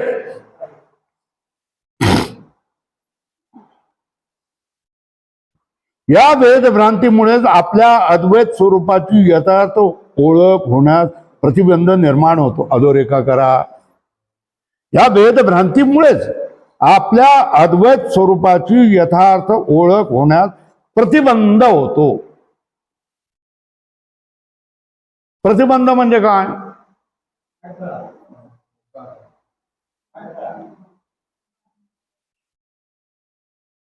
ब्रह्म नाही है ना. ब्रह्म नाही, जीव ब्रह्माचे एकता नाही, आम्हाला त्याचं ज्ञान होत नाही म्हण नाही. हा प्रतिबंध है ना. कारण भेदभ्रांती त्याच्यामध्ये डोक्यामध्ये ठोसून भरलेली आहे ना, है ना. किती प्रकारच्या? अहो काय, जीव आणि ईश्वरामध्ये भेद असतो. जीव ईश्वर कसा होईल? एक कसा होईल? नाही होईल. जड आणि चेतनामध्ये भेद असतो है ना. जड आणि ईश्वरामध्ये भेद राहील, जीव आणि ईश्वरामध्ये भेद आहे. जड हे हा चेतन आहे, हा चेतन आहे, ह्याच्यामध्ये भेद नाही का? हे आणि हे ह्याच्यामध्ये नाही का? जड जडामध्ये भेद नाही का? आहे. मग एकत्व कसं होईल? नाही होणार. एकत्व नसेल तर मग काय, जीव आणि ईश्वराच्या एकत्वाला प्रतिबंध होतो. आणि प्रतिबंध झाला की भेदज्ञान तुमच्यामध्ये जिथे तिथे तुम्ही प्रत्येकामध्ये भेद बघायला लागणार. मग तुम्हाला दुःखाचं कारणच होणार ना. है ना. आपला तो बाब्या, दुसरं कशात म्हण आहेत ना, म्हण आहे ना, आपला तो बाब्या, दुसरंच ते कार्ट. का? हे वेदज्ञानामुळे. लक्षात आलं ना. घरात आईस्क्रीम बनवलेलं आपलं पोरग आहे, तेवढ्यात धावत धावत त्याला आपण आईस्क्रीम द्यायला जातोय, तेवढ्यात दिसलं की दारातून शेजाऱ्याचा मुलगा येतोय. तर त्या बाईने काय आईस्क्रीम तिथंच ठेवलं आणि सांगितलं, मुलाबरोबर बोललं, कसं काय केलं, हा जा बाळा, सांगितलं. आणि नंतर दरवाजा बंद करून घेतला आणि आपल्या मुलाला आईस्क्रीम दिलं. हे कशामुळे होतं असं? हा, आहे ना. होय ना. कशामुळे होतं? भेदामुळेच होतं. बरोबर आहे ना. आता बघा, तुम्ही आणून दिलं, काय आणून दिलंय? खरबूज आणून दिलंय. ताईने काय आणून दिलंय? केळी आणून दिली. यांनी काय आणून दिलं? कलिंगड आणून दिलाय. आता माझ्याकडे केवढा ढीग झाला? एवढा ढीग झाला. बरोबर आहे ना. आता माझ्या महिन्यात जर असेल तर मी मुचकुंडला काय सांगेन? अरे कापून मला दे. झालं. आता त्या टरबुजाचा काय रस काढून दे, मीच पिलं, है ना. मग केळी आहे ती मीच खातो, है ना. मग काय झालं? मीच केळी खाल्ली, दुसऱ्या दिवशी काय आग लागली, झालं. बिघडलं का ना? हे कशामुळे झालं? हा जो स्वार्थ आहे ना त्याच्यामुळे. दुसऱ्याला कशाला द्यायचं? हे माझा अधिकार आहे, है ना, मला दिलेला आहे, मग मीच खाणार, है ना. बरोबर आहे ना. पण तो जर त्याच्यामध्ये असेल तर मला मिळालाय, मला लोकांनी आणून दिलाय, लोकांना मी मोठा वाटतोय म्हणून मला आणून देत आहे. हे बघ मुचकून काय कर, त्या बाबांना एखादं देऊन दे. तू रितेश सगळं बघतो, त्या रितेशला एखादं बघून घे. त्याच्यानंतर त्या उद्धव सगळं करतो, त्याला एखादं घेऊन दे. आणि मग काय करायचं? आणि त्याच्यामध्ये उरलं असेल तर तुलाही तू खा. आणि तुझ्याजवळ लहान पोरं येतात, त्या पोरांना देऊन दे. आपण निराळा राहिला की नाही? हे कधी असेल? अभेद असेल तर हे असेल. हे लक्षात येते का तुम्हाला? अभेद असेल तर कसं होईल? हे असेल. आणि भेद असेल तर, स्वार्थ असेल तर कसं असेल? सगळं माझं आहे, मला मिळालं पाहिजे, असंच होणार की नाही? व्यवहारामध्ये तुम्हाला लक्षात येतंय का? हे तुमच्या देह बोलीवरून, समोरच्याच्या बोलण्यावरून सगळं समजून येतं, है ना. आम्ही तुम्हाला आलं तर काय सांगतोय? मला तुम्ही देणार, पण बाबाला कोण देणार? जावा पहिल्यांदा बाबाला द्या. सांगतो का नाही सांगतो मी? होय ना. हे कधी अभेद असेल तर, माझा मी जसा आहे तसंच आहे, मी मोठा आहे म्हणून आपला माझा परिचय आहे म्हणून तुम्ही माझ्याकडे येतात. आणि त्यांच्याकडे कोण येणार? जावा तुम्ही त्यांच्याकडे जावा आणि त्यांनाही देऊन द्या, है ना. यांना सांगणार एकदा सगळ्यांना टरबूज खाऊ घाला ना, काय एकटंच मला आणता, आहे की नाही? प्रेम असेल तर ना. अभेद असेल तर तू प्रेम आण. दुसऱ्याचं लेकरू, दुसऱ्याच्या लेकरांनी तुमच्या लेकरांना तुमच्या जवळ तुमच्या विश्वासाने ठेवलंय ना, मग काय करायचं? कसलं पाहिजे? हा, पुत्रासी त्याची दास आणि दासी. हे कधी होईल? लिहा. अभेद असेल तर लिहून टाका. प्रमाण आहे की नाही? दया करणे जे पुत्रासी त्याची दासा आणि दासी. पुत्रावर तुम्ही दया करा, पण दासा आणि दासीवर दया नाही करणार, हे काय बरोबर नाही, है ना. हे अभेदाचं लक्षण नाही.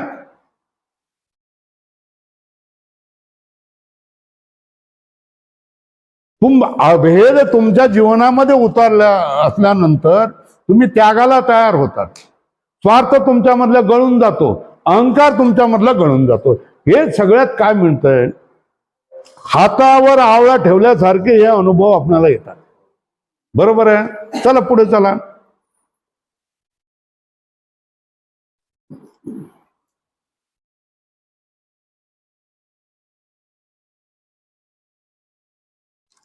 पण भेदाचे प्रतिबंधकत्व व मिथ्यात्व कळल्याविना तात्विक अद्वैत स्वरूप समजणे शक्य नाही.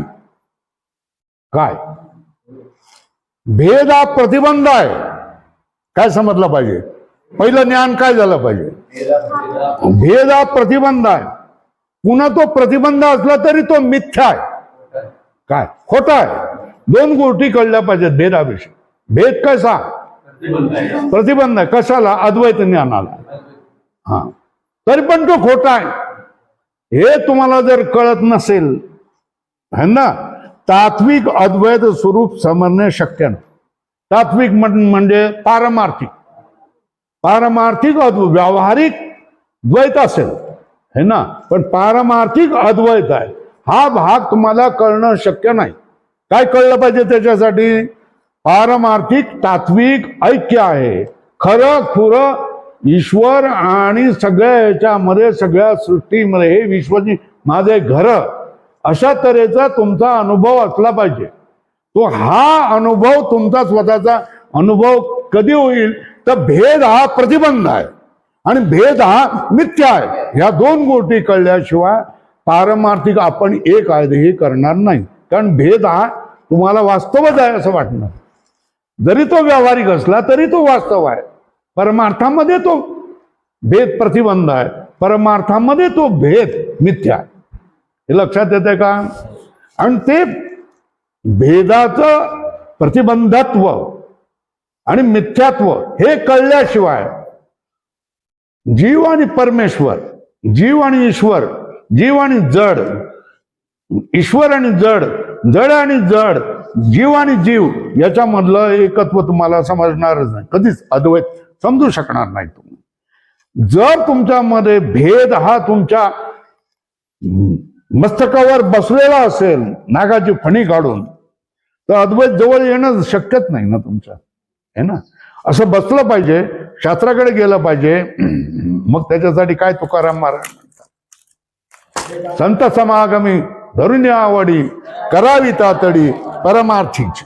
बरोबर आहे ना, ते केलं पाहिजे. असा अतएव इसलिए म्हणजे भेद मिथ्यात्व समजणे, कळणे व तसा आपला निश्चय होणे आवश्यक आहे. समज काय कळलं पाहिजे सांगा? भेद हा काय हे समजलं पाहिजे. नंतर काय पाहिजे? भेद मिथ्या हे कळलं पाहिजे. नंतर काय झालं पाहिजे? तसा आपला निश्चय, ठाम निश्चय, ठोस निश्चय झाला पाहिजे. काय? ठोस निश्चय झाला पाहिजे, है ना. भेद मिथ्यात्व समजणे, मनापासून कळणं आणि तसा निश्चय होणं आवश्यक आहे असे जाणून आता काय करायचं? भेद भ्रांती अद्वैत बोधात कसा प्रतिबंध करते याचे विचाराने मिथ्यात्व कसे जाणावे याचा विचार करू. कशाचा विचार करूया आता सांगा? काय कशाचा विचार करूया? भेद भ्रांती अद्वैत बोधात कसा प्रतिबंध करते, कधी आड जाते, कधी आपल्या मराठवाड्याच्या भाषेत कशी नडते, कशी खेटते. बरोबर आहे का? कोण? कोणाला भेद भ्रांती कोणाला खेटते? नाही, अद्वैत बोधाला. अद्वैत बोधाचा आड कोण येते? भेद भ्रांती येते. अद्वैत बोधाला कोण नडते? अद्वैत बोधाला कोण खेटते? लक्षात आलंय ना? हे कळलं पाहिजे आपल्याला. अद्वैत भ्रांती भेद भ्रांती अद्वैत बोधास कसा प्रतिबंध करते व याचे विचाराने मिथ्यात्व कसे जाणावे याचा विचार करू.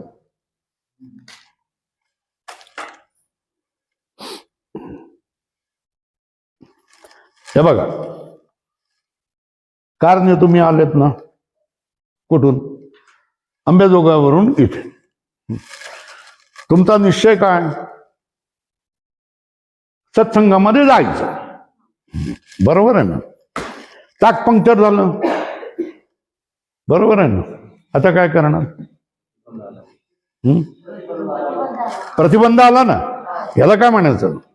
तिथे ओळखीचा तुमचा दुकानदार आहे, त्याला सांगणार मी इथे आता ही गाडी ठेवून देतो, जरा बघशाल ना तुम्ही. तो म्हणाला ठेवा ठेवा, काय अर्थ बघेन. आता तुम्ही काय कराल, रिक्षा कराल आणि वेळेवर हजर व्हाल की नाही, है ना. तर प्रश्न काय येतो, तुमचं जे साध्य आहे त्या साध्याला अडवणारा कोण असतो, प्रतिबंध असतो, है ना. आणि ते साध्य प्राप्त करायचं असेल तर प्रतिबंधाला नष्ट करावं लागतं, बाजूला करावं लागतं. हे लक्षात आलं का. साध्य पूर्ण न करू देणारा कोण असतो, प्रतिबंध असतो, है ना. आणि साध्य पूर्ण करण्यासाठी तुम्हाला पुरुषार्थ करावा लागतो, प्रतिबंधाला हटवावा लागतो, है ना. प्रतिबंधाला काय करावं लागतं, हटवावं लागतं, है ना. आता एक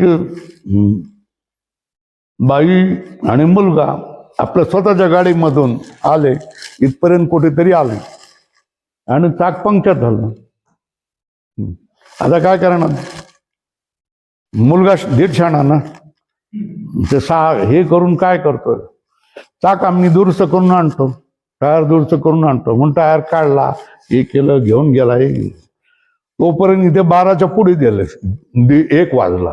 काय करायचं सांग, कुठं माणसं आहेत की नाही. मग मी रागवणार की नाही रागवणार.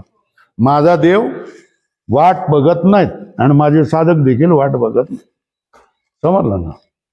मग तिने काय करायला पाहिजे होतं,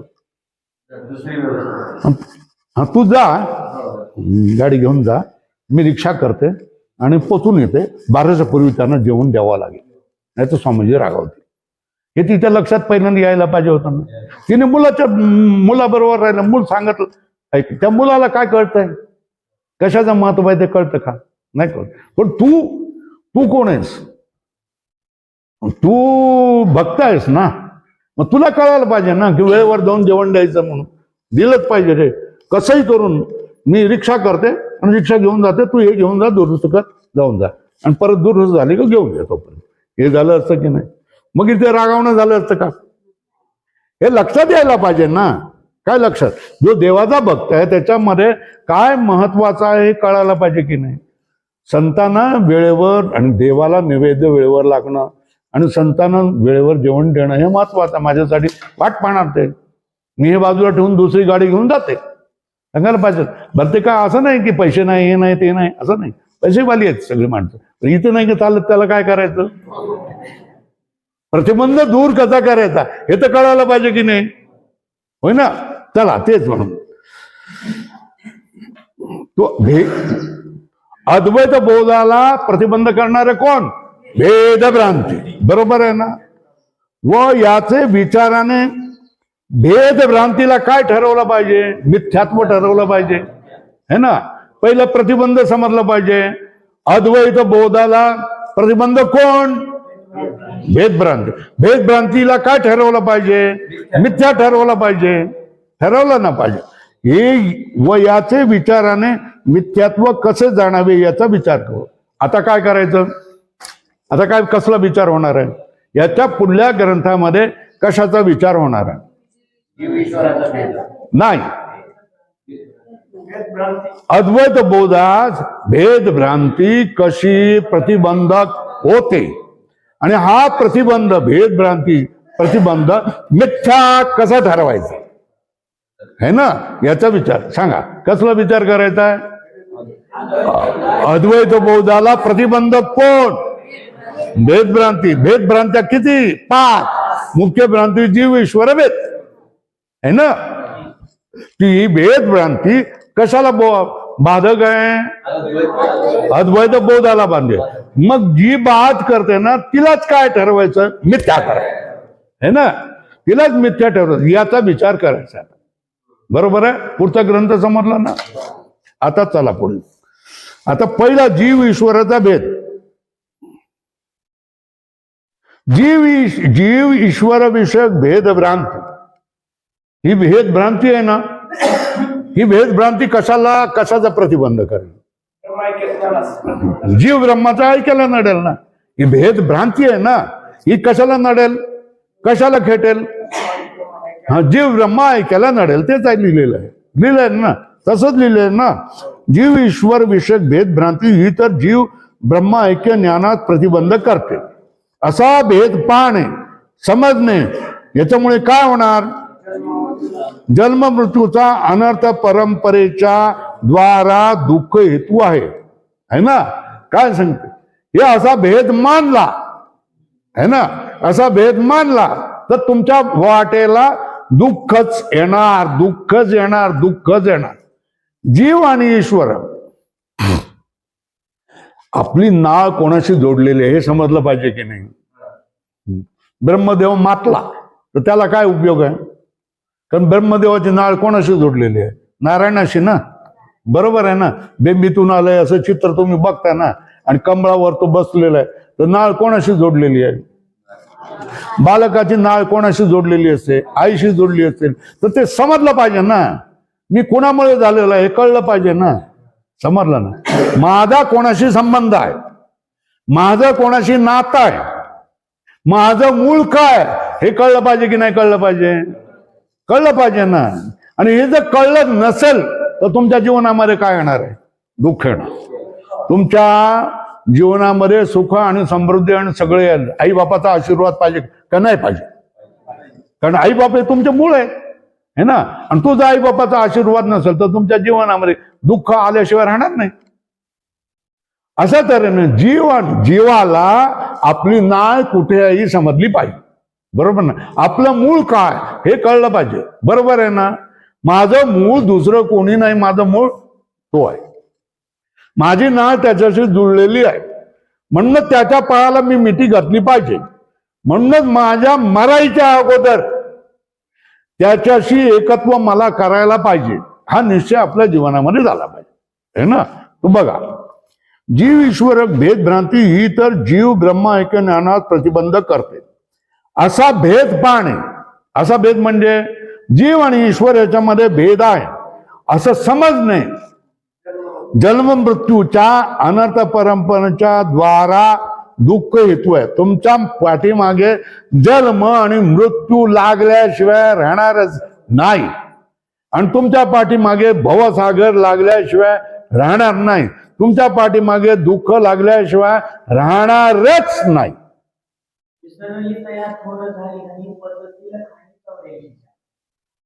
लिहून सांग ना मोठ्याने, लिहा. विसरली तया थोर झाली हानी, पचतील खाणी 84च्या है ना. तुकाराम महाराजांनी आपल्या साध्या भाषेत समजावून सांगितलं. विसरली तया थोर झाली हानी, पचतील खाणी 84च्या.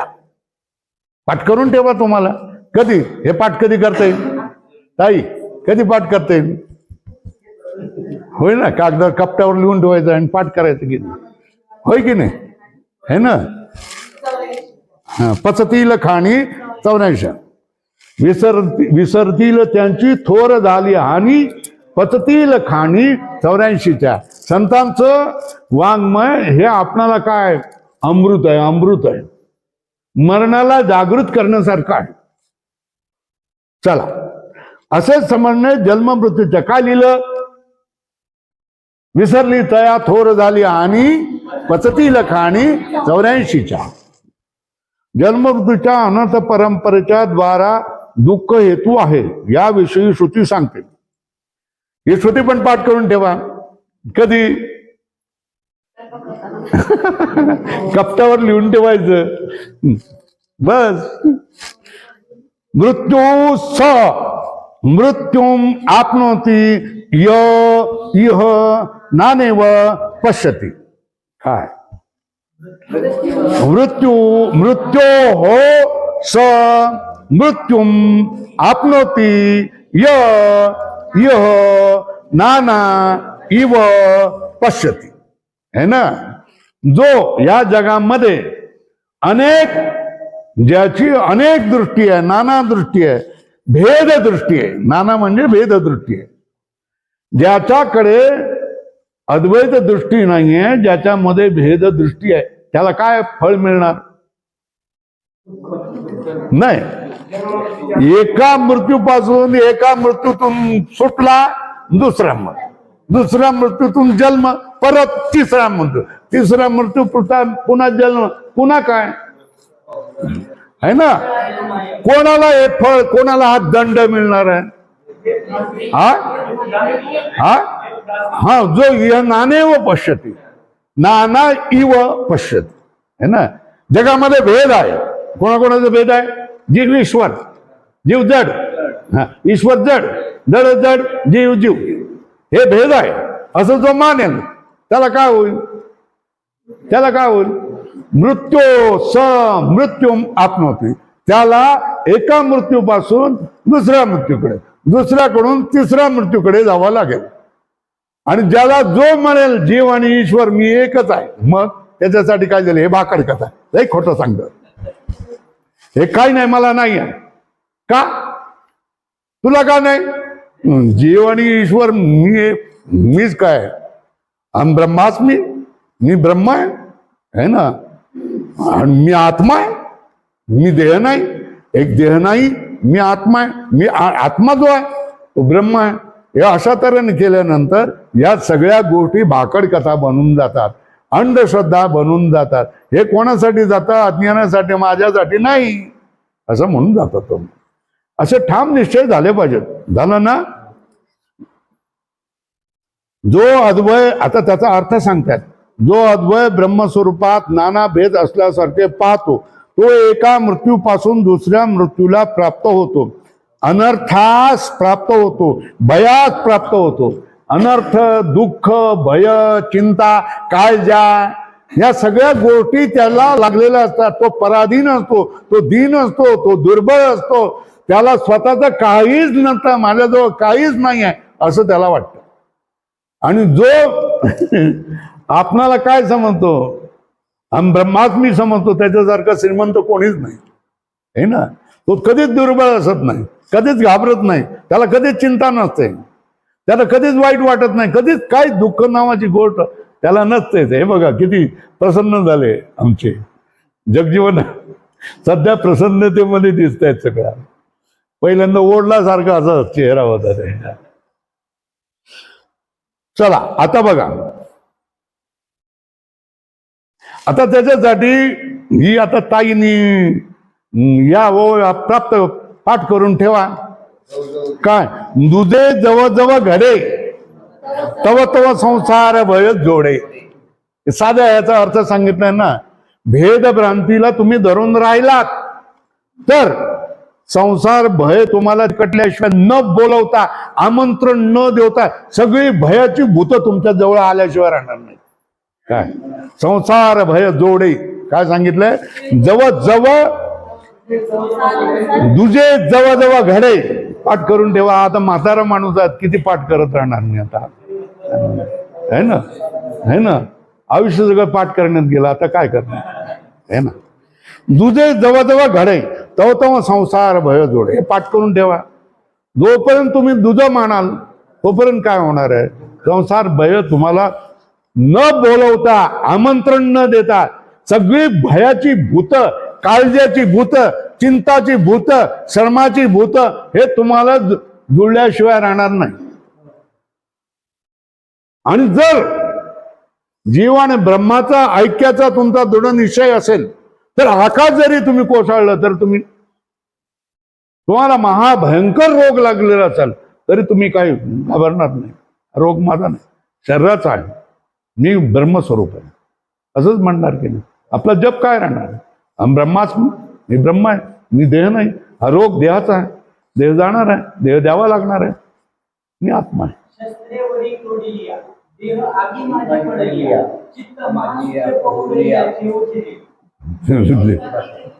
लिहून दे. हा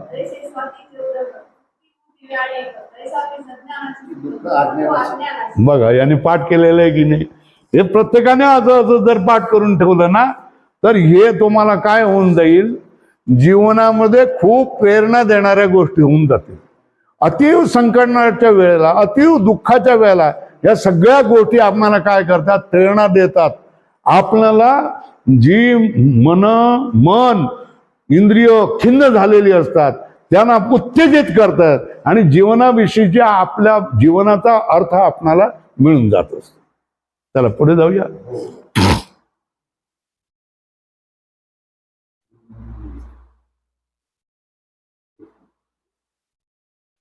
मग अशी ही भेदभ्रांती, ही भेदभ्रांती कोणाला प्रतिबंध आहे? जीव ऐश्वर ऐक्य ज्ञानास म्हणजे मोक्षाला ना.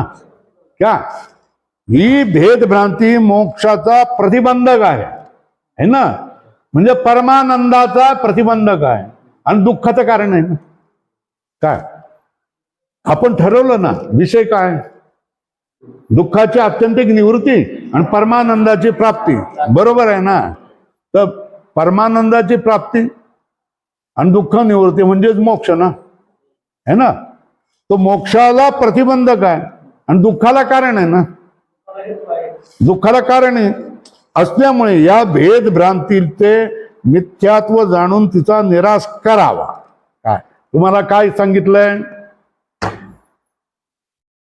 काय आज्ञा केली आहे तुम्हाला? काय काय काय सांगितलेलं आहे? काय तुम्हाला काय म्हणायचं?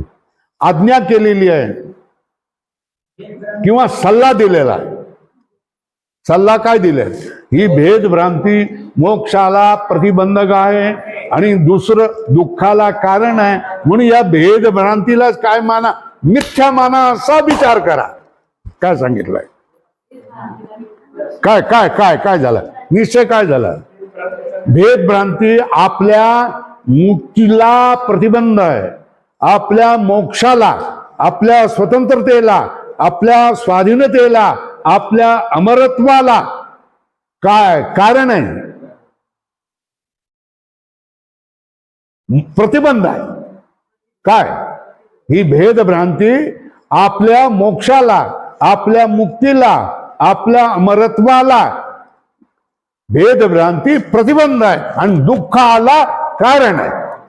म्हणून तिच्यावर काय मारायचा शिक्का? मिथ्या हा शिक्का मारायचा. काय मारायचा?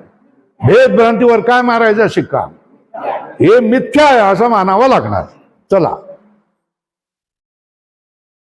मिथ्यात्व जाणून तिचा निराश करावा, है ना.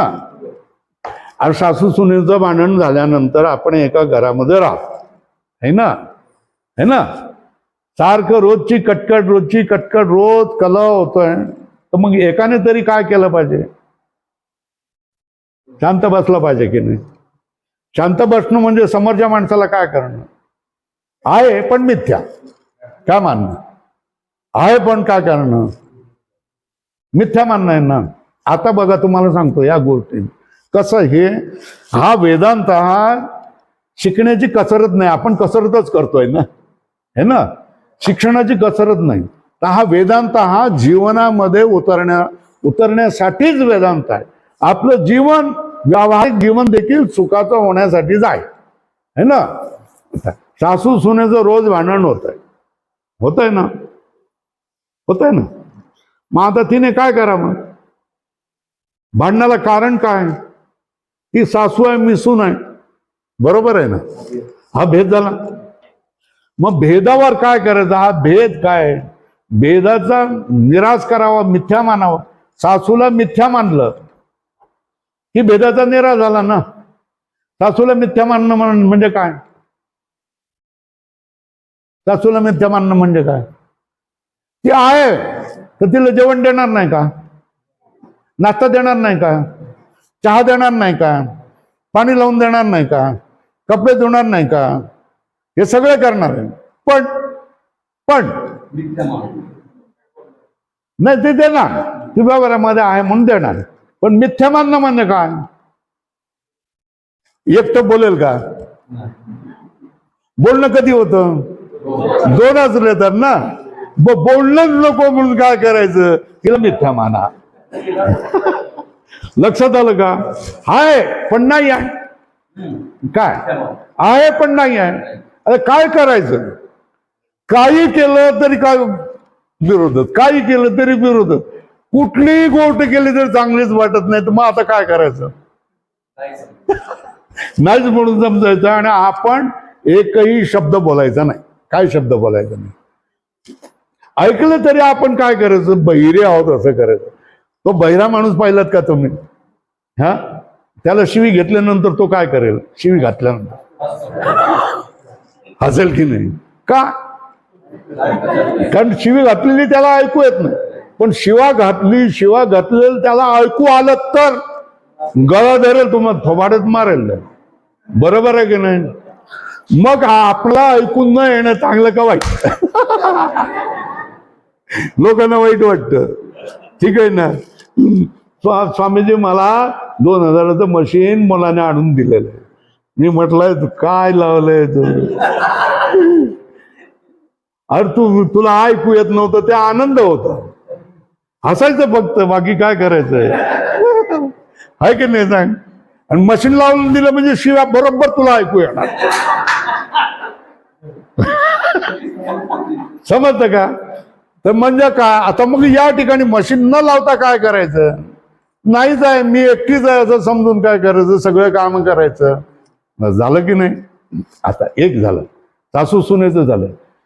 नवरा दारुडा असेल तर त्या बाईने काय करायचं? स्वामीजी ते काहीही काम करत नाही. हॉटेलामध्ये आहेत, हॉटेलचं सगळं इन्कम सगळं तेच खातात आणि दारू पिऊन येत राहतात, है ना. त्यांचं फक्त एकच काम असतं, जेवायच्या वेळेला यायचं, सकाळच्या वेळेला चहाला यायचं आणि संध्याकाळच्या वेळेला जेवणाच्या वेळेला यायचं. आणि ते काहीच करत नाही. मग तू पोट कसं काय भरतं? स्वामीजी मी माझ्यासाठी काय केलेलं आहे, मी माझं एक छोटंसं किराण्याचं दुकान लावलेलं आहे. मग मी म्हटलं हे चांगलं केलं, सगळ्यात चांगलं काम केलं, किराण्याचं दुकान लावलं. मग आता काय करू? त्या नवऱ्याचं कुकू लावतेस की नाही लावतेस? मी कुकू लावते. मग कुकूसाठी नवरा पाहिजे का नको पाहिजे? पाहिजे. मग नवरा पाहिजे तर मग त्याला जेवण द्यावं लागेल की नाही? जेवण द्यावं लागेल. हात धुवायला पाणी द्यावं लागेल की ना? आंघोळीला पाणी द्यावं लागेल की नाही? लागेल. कशासाठी? कुकवासाठी ना. कुकवाचा आधार आहे म्हणून ना. समज ना, कुकवाचा आधार आहे म्हणून. नाही तर तुझं कुकू काढून टाकावं लागेल ना.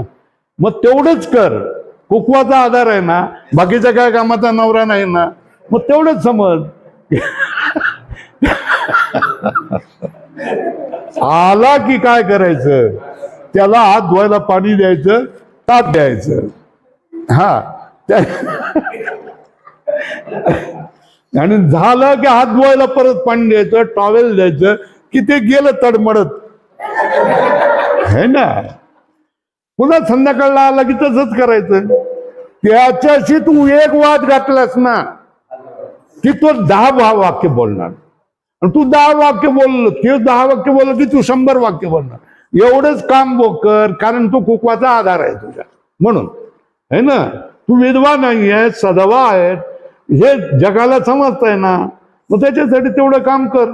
बाकीचं बोलणं, भांडण, कलह तू तुझ्या परीने सोडून, त्याने ताट फेकून दिलं, देऊन दे, परत एकदा देऊन दे, घ्या सांगून दे, है ना. होईल की नाही? याला म्हणतात वेदांत. जीवनामध्ये उतरवणं वेदांत. लक्षात आलं का? आपण काय उत्तराला प्रत्युत्तर, प्रत्युत्तराला प्रत्युत्तर करून काय वाढवतो? कलहच वाढवत असतो. काय वाढवत असतो? पण आपण हे कलहाचं कमी पण करू शकतो की नाही करू शकतो? करू शकतो. कसं? हा, मोक्षाचा म्हणजे मुक्तीचा म्हणजे सुखाचा आड कोण? भेद भ्रांती. तिला काय मानायचं? मिथ्या मानायचं. बस एवढं निश्चय करायचं, है ना. वेदांत व्यावहारिक कसा आहे याची 2 उदाहरणे मी तुम्हाला दिली ना. आणखी तुम्ही जर तुमची वृत्ती बदललात, है ना, पण ही वृत्ती बदलणं सोपं नसतं. बरोबर आहे ना. काय सुंब जळला तरी सुंब जळला तरी पीठ जळत नाही, है ना. तशा तऱ्हेने जे अहंकार आहे हे अहंकार उफाळून का सारखे राहतच असतात. तुमचा काय आमचा काय सगळ्यांचा, है ना. तरी पण मग ह्याचा या अशा तऱ्हेच्या समागमाने, संत समागमाने त्या उफाळणाऱ्या वृत्तीला थोडासा कंट्रोल, नियंत्रण होऊ शकतं का नाही होऊ शकतं? होऊ शकतं ना. सदैव आपण जर चिंतन करत राहिलं तर करू शकतो ना. आपल्या क्रोधाला, याला त्याला ते उफाळत राहणार आहे, काळजी करू नका. येणारच आहे, ते होणार आहे, ते होणारच आहे. पण तरी पण थोडस नियंत्रण करण्याची आपण सवय लावायची. बरोबर आहे ना? चला, म्हणजे थोडक्यात मी काय सांगतो, ही कसरत नाही आहे. वेदांत म्हणजे काय वरून डोक्यावरून जाणारं नाही आहे. हे जीवनाला सुखप्राप्तीचं साधन आहे ना. जीवनामधले कलहाना कसं निराकरण करायचं, जीवनामध्ये आपल्याला नियंत्रण कसं करायचं, आणि आपल्याला दुःखातही सुख कसं प्राप्तून घ्यायचं, आणि दुसऱ्यालाही आपल्या दुःखात दुसऱ्याला सुख कसं द्यायचं, याची एक कला आहे, विद्या आहे. चला, अशी भेदभ्रांती मोक्ष प्रतिबंध व दुःख हेतू असल्यामुळे अधोरेखा करा. या भेदभ्रांतीचे मिथ्यात्व जाणून तिचा निराश करावा. अधोरेखा करा. या भेदभ्रांतीचा निराश बिंब प्रतिबिंब दृष्टांत विचाराने करावा. आता दृष्टांताचं काय दिलेलं आहे? दृष्टांताचं नाव काय दिलंय? बिंब प्रतिबिंब दृष्टांत, होय ना? अब बघूया आपण काय आहे ते. विचाराने करावा म्हणजे निराश होतो तो असा. दर्पण म्हणजे आरसा. दर्पणातील प्रतिबिंब मुखाहून म्हणजे बिंबाहून भिन्न भासत असतं. हे बघा, हे आरसा आहे ना, तर याला काय म्हणणार? मग याला काय म्हणणार? मग हे बिंब आणि हे आणि हे बिंब आणि हे काय, समजलं ना? मग हे खरं आहे का हे खरं आहे आणि हे खोट आहे? निर्णय झाला का? बिंब प्रतिबिंब हा भेद आपल्याला दिसतोय ना. हे कुठे आहे? आरशात. आणि हे कुठे? मी इथं आहे. आणि हे कुठे? आरशात आहे. तर आरशात दिसतंय ते बिंब प्रतिबिंब, आणि मी आहे काय? बिंब. पण बिंब आणि प्रतिबिंब हे दोन भेद दिसत आहेत ना. मग याच्यामध्ये निर्णय, हा भेद खरा आहे का खोटा आहे? खोटा आहे. मग खरं काय? बस येस. या भेदभ्रांतीचा निराश बिंब प्रतिबिंब दृष्टांत विचाराने करावा म्हणजे निराश होतो तो असा की दर्पणातील प्रतिबिंब मुखाहून म्हणजे बिंबाहून भिन्न भासते की नाही? भासते. भासत असले तरी वस्तुतः त्याचा भेद नसून बिंब प्रतिबिंब एकच असते. अधोरेखा करा. काय आपणाला निर्णय काय झाला? बिंब आरशात असतं, मी इथे असतो. दोघांमध्ये भेद भासत असला तरी बिंब आणि प्रतिबिंब हा भेद, ही भेद भ्रांती आहे, ही खोटी आहे, आणि मी खरा आहे, बिंब खरा आहे. हे निर्णय ना, याला काय म्हणतात? बिंब प्रतिबिंब दृष्टांत. काय म्हणायचं? हे झालं ना, बिंब प्रतिबिंब दृष्टांत. दृष्टांत कशासाठी असतो? दार्ष्टांतिक, ज्याच्यासाठी ज्याला समजवायचं असतं त्याच्यासाठी काय असतं? दृष्टांत असतं. त्याचप्रमाणे व्यष्टी अज्ञानात, व्यष्टी विज्ञानात म्हणजे अविद्या, यावर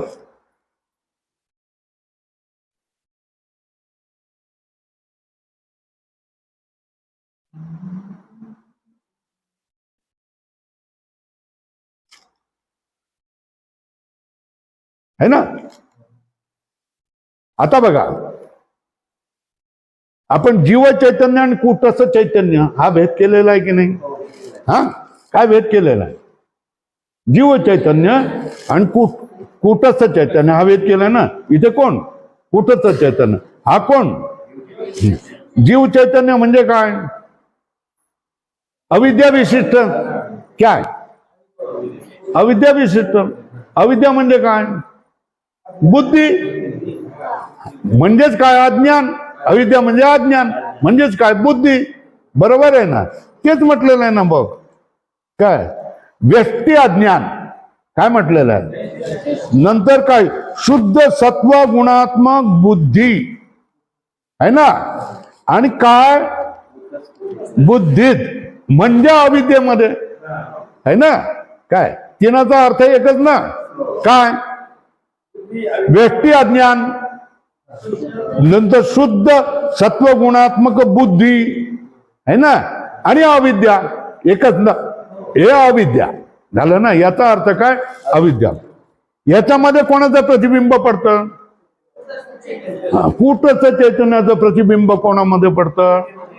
अविद्या, नंतर व्यष्टी अज्ञान, नंतर सत्व गुण बुद्धीत कूटस्थ चैतन्याचं प्रतिबिंब पडतं. प्रतिबिंब त्याला काय म्हणतात? जीव चैतन्य. त्याला काय म्हणतात? कूटस्थ चैतन्याचं प्रतिबिंब कोणामध्ये पडतं? व्यष्टी अज्ञानात, म्हणजे अविद्येमध्ये, म्हणजे सत्वगुण प्रधान बुद्धीमध्ये पडतं. त्याचं नाव काय होतं? जीव चैतन्य. बरोबर आहे. आता हे जीव चैतन्य हे जरी त्या ईश्वर चैतन्याहून भिन्न, निराळे, वेगळे असे वाटते की नाही वाटते? वाटत असले तरीही तत्वता म्हणजे वास्तवतः खरेपणाने वरल्या तत्वता जीव ईश्वराची अधिष्ठानभूत असलेली कूटस्थ आणि ब्रह्म ही दोन चैतन्ये एकच आहेत. बरोबर आहे ना. आता बघा, हे जर समजावून सांगितलं तर मी सांगतो.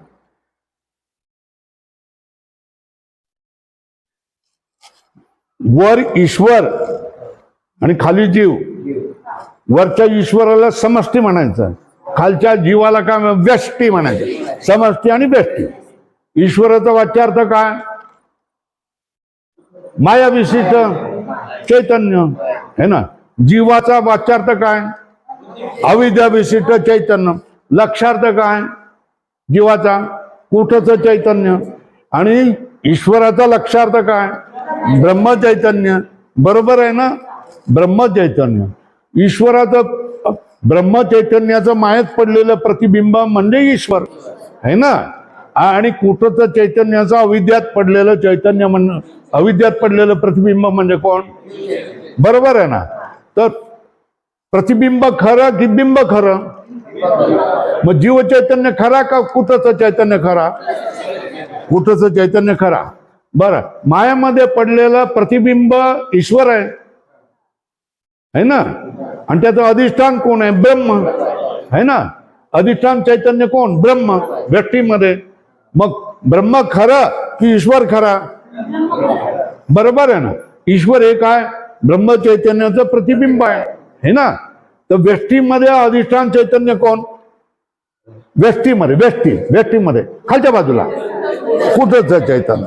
आणि समष्टीमध्ये अधिष्ठान चैतन्य कोण?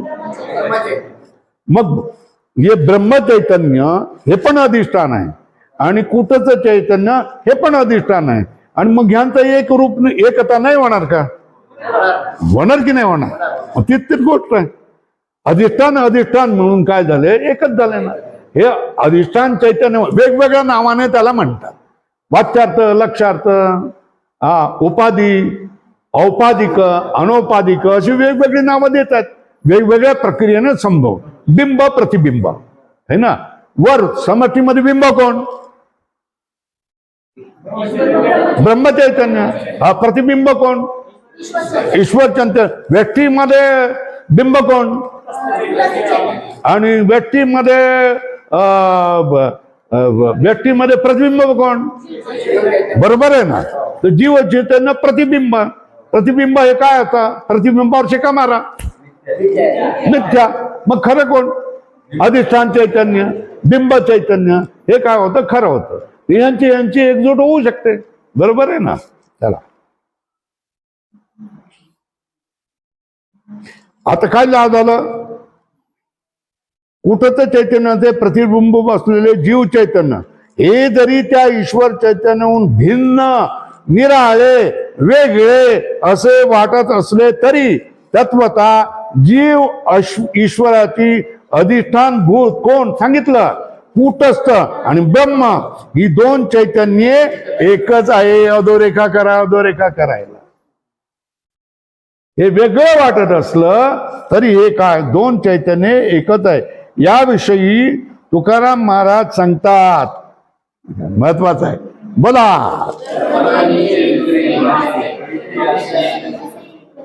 हे समजण्यासाठी हे कळावं लागतं ना. का हो? संतांच्या वाक्य कळतील का आपणाला? हे असं कळतं. अधिष्ठान चैतन्य मध्ये एक असेल ना. हा, तिथे ईश्वराचं अधिष्ठान कोण? ब्रह्म चैतन्य. जीवाचं अधिष्ठान चैतन्य कोण? भूताचं चैतन्य. हे दोन्ही एकच आहेत, है ना. पण प्रतिबिंब रूपाने भिन्न भासतात. ईश्वर भिन्न, जीव भिन्न. वेगळे वाटत असले, वेगळे दिसत असले, वेगळे समजत असले तरी शास्त्र सांगतं. म्हणून काय केलं? त्यानं एक मानलं पाहिजे. बरोबर आहे. याच्यासाठी तुकाराम महाराजांचं वचन दिलंय, तुम्ही सुद्धा पाठ करून ठेवा जेवढं जमेल तेवढं. याच्यामध्ये वेळ घालवा. दर्पणी दुसरे भासे परिते असे एकची. हे वाक्य तेव्हाच समजेल तुम्हाला. याचा अर्थ तुम्हाला विचारसागर हा वाचलात, साधू संतांजवळ बसून असा समजून घेतलात तरच समजेल, नाही तर नाही समजणार. चला पुढे. हा बोल, काय आणखी सांग. तुका म्हणे कैची किव कोठे जीव निराळा. तुका म्हणे कैची किंवा कोठे जीव निराळा. कोणापासून? जीवापासून निराळा नाही, ईश्वरापासून निराळा नाही. असं तुका म्हणे कैची किंवा कोठे जीव निराळा. लिहून टाका.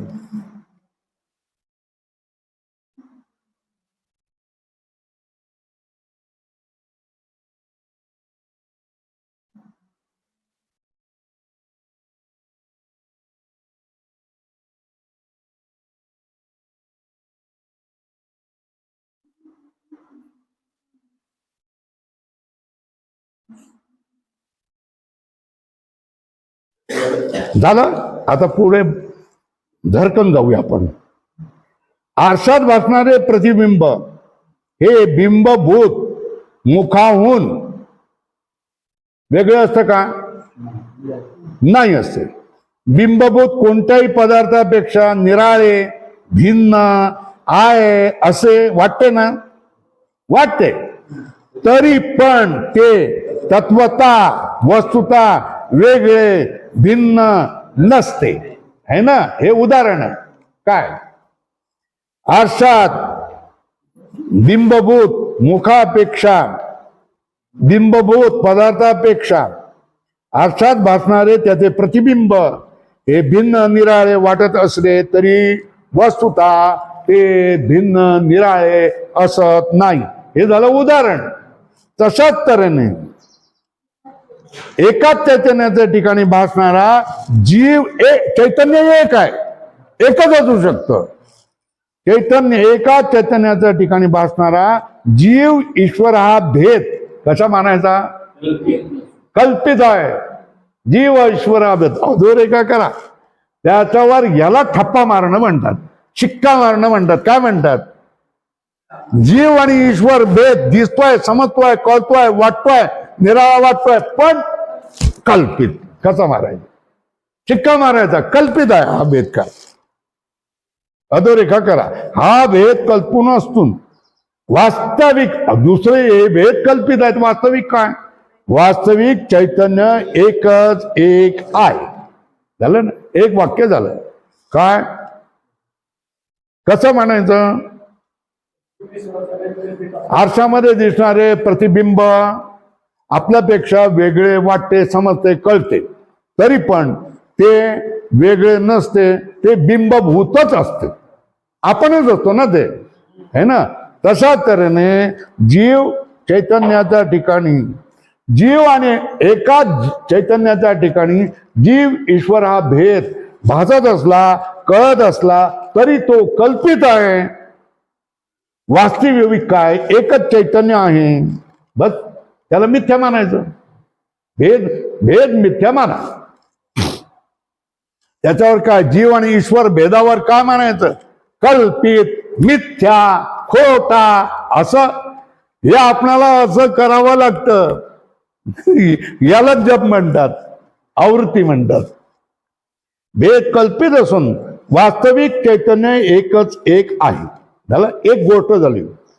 किंवा बुद्धी प्रतिबिंबित जीव चैतन्य.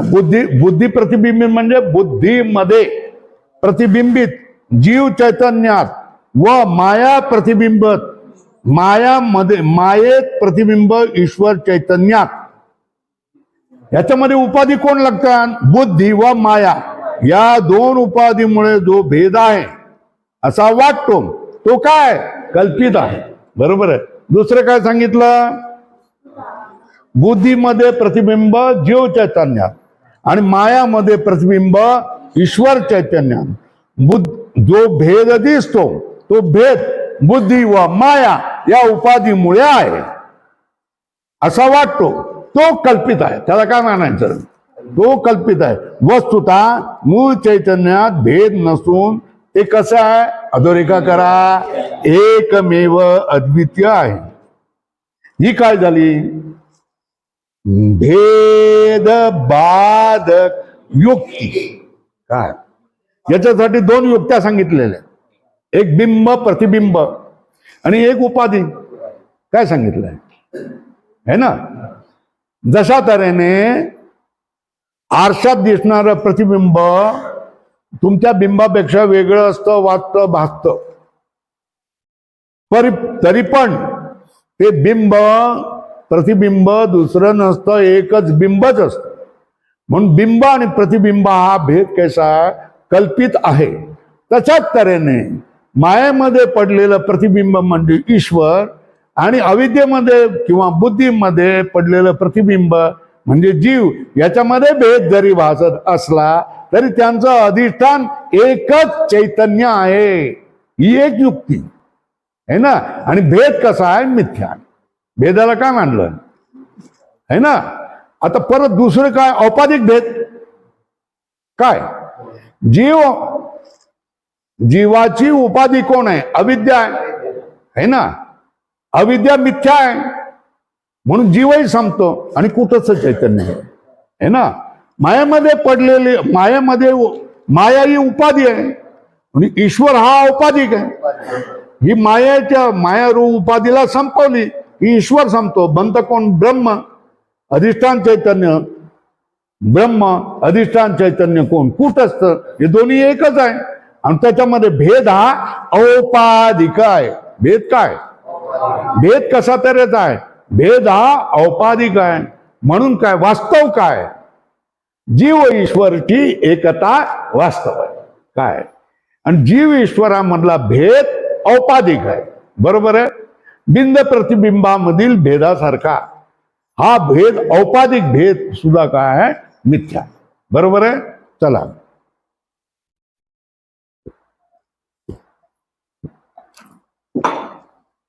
हे आपलं श्रवण चाललेलं आहे, मननही चाललंय. तुम्ही घरी जाऊन जर पुन्हा बघितलात तर मनन होईल.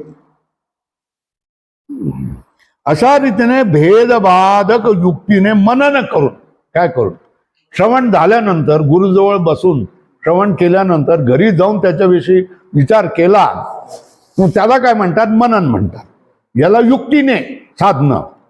मनन करून या भेदभ्रांती रूप प्रतिबंधाची निवृत्ती झाल्यावर काय प्रश्न उठतो? तर मी कोण आहे? को अहम. वर लिहा. संस्कृत मध्ये म्हणायचं म्हणजे काय? को अहम. हा, मी कोण आहे?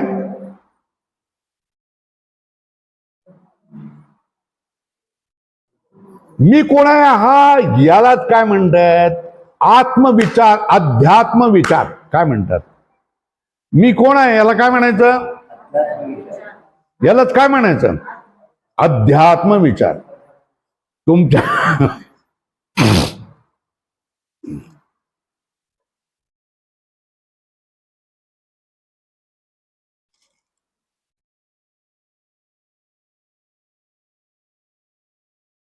तर मी कोण आहे? तर तुम्ही सांगा बाळासाहेब. काय? बाळासाहेब फड. कुठे राहतो? इंद्रायणी, अंबाजोगाई. बरोबर आहे ना. ही तुमची ओळख आहे ना. पण ही व्यावहारिक ओळख है ना. पण परमार्थामध्ये तुम्हाला कोणी विचारलं तू कोण आहेस? अहम ब्रह्मास्मी म्हणावं लागेल है ना. तेच सांगतात. मी कोण आहे अशा अध्यात्म विचाराने मी अखंड सच्चिदानंद ब्रह्मरूप आहे अधोरेखा करा. हे पक्क झालं पाहिजे. हा आपला निश्चय झाला पाहिजे.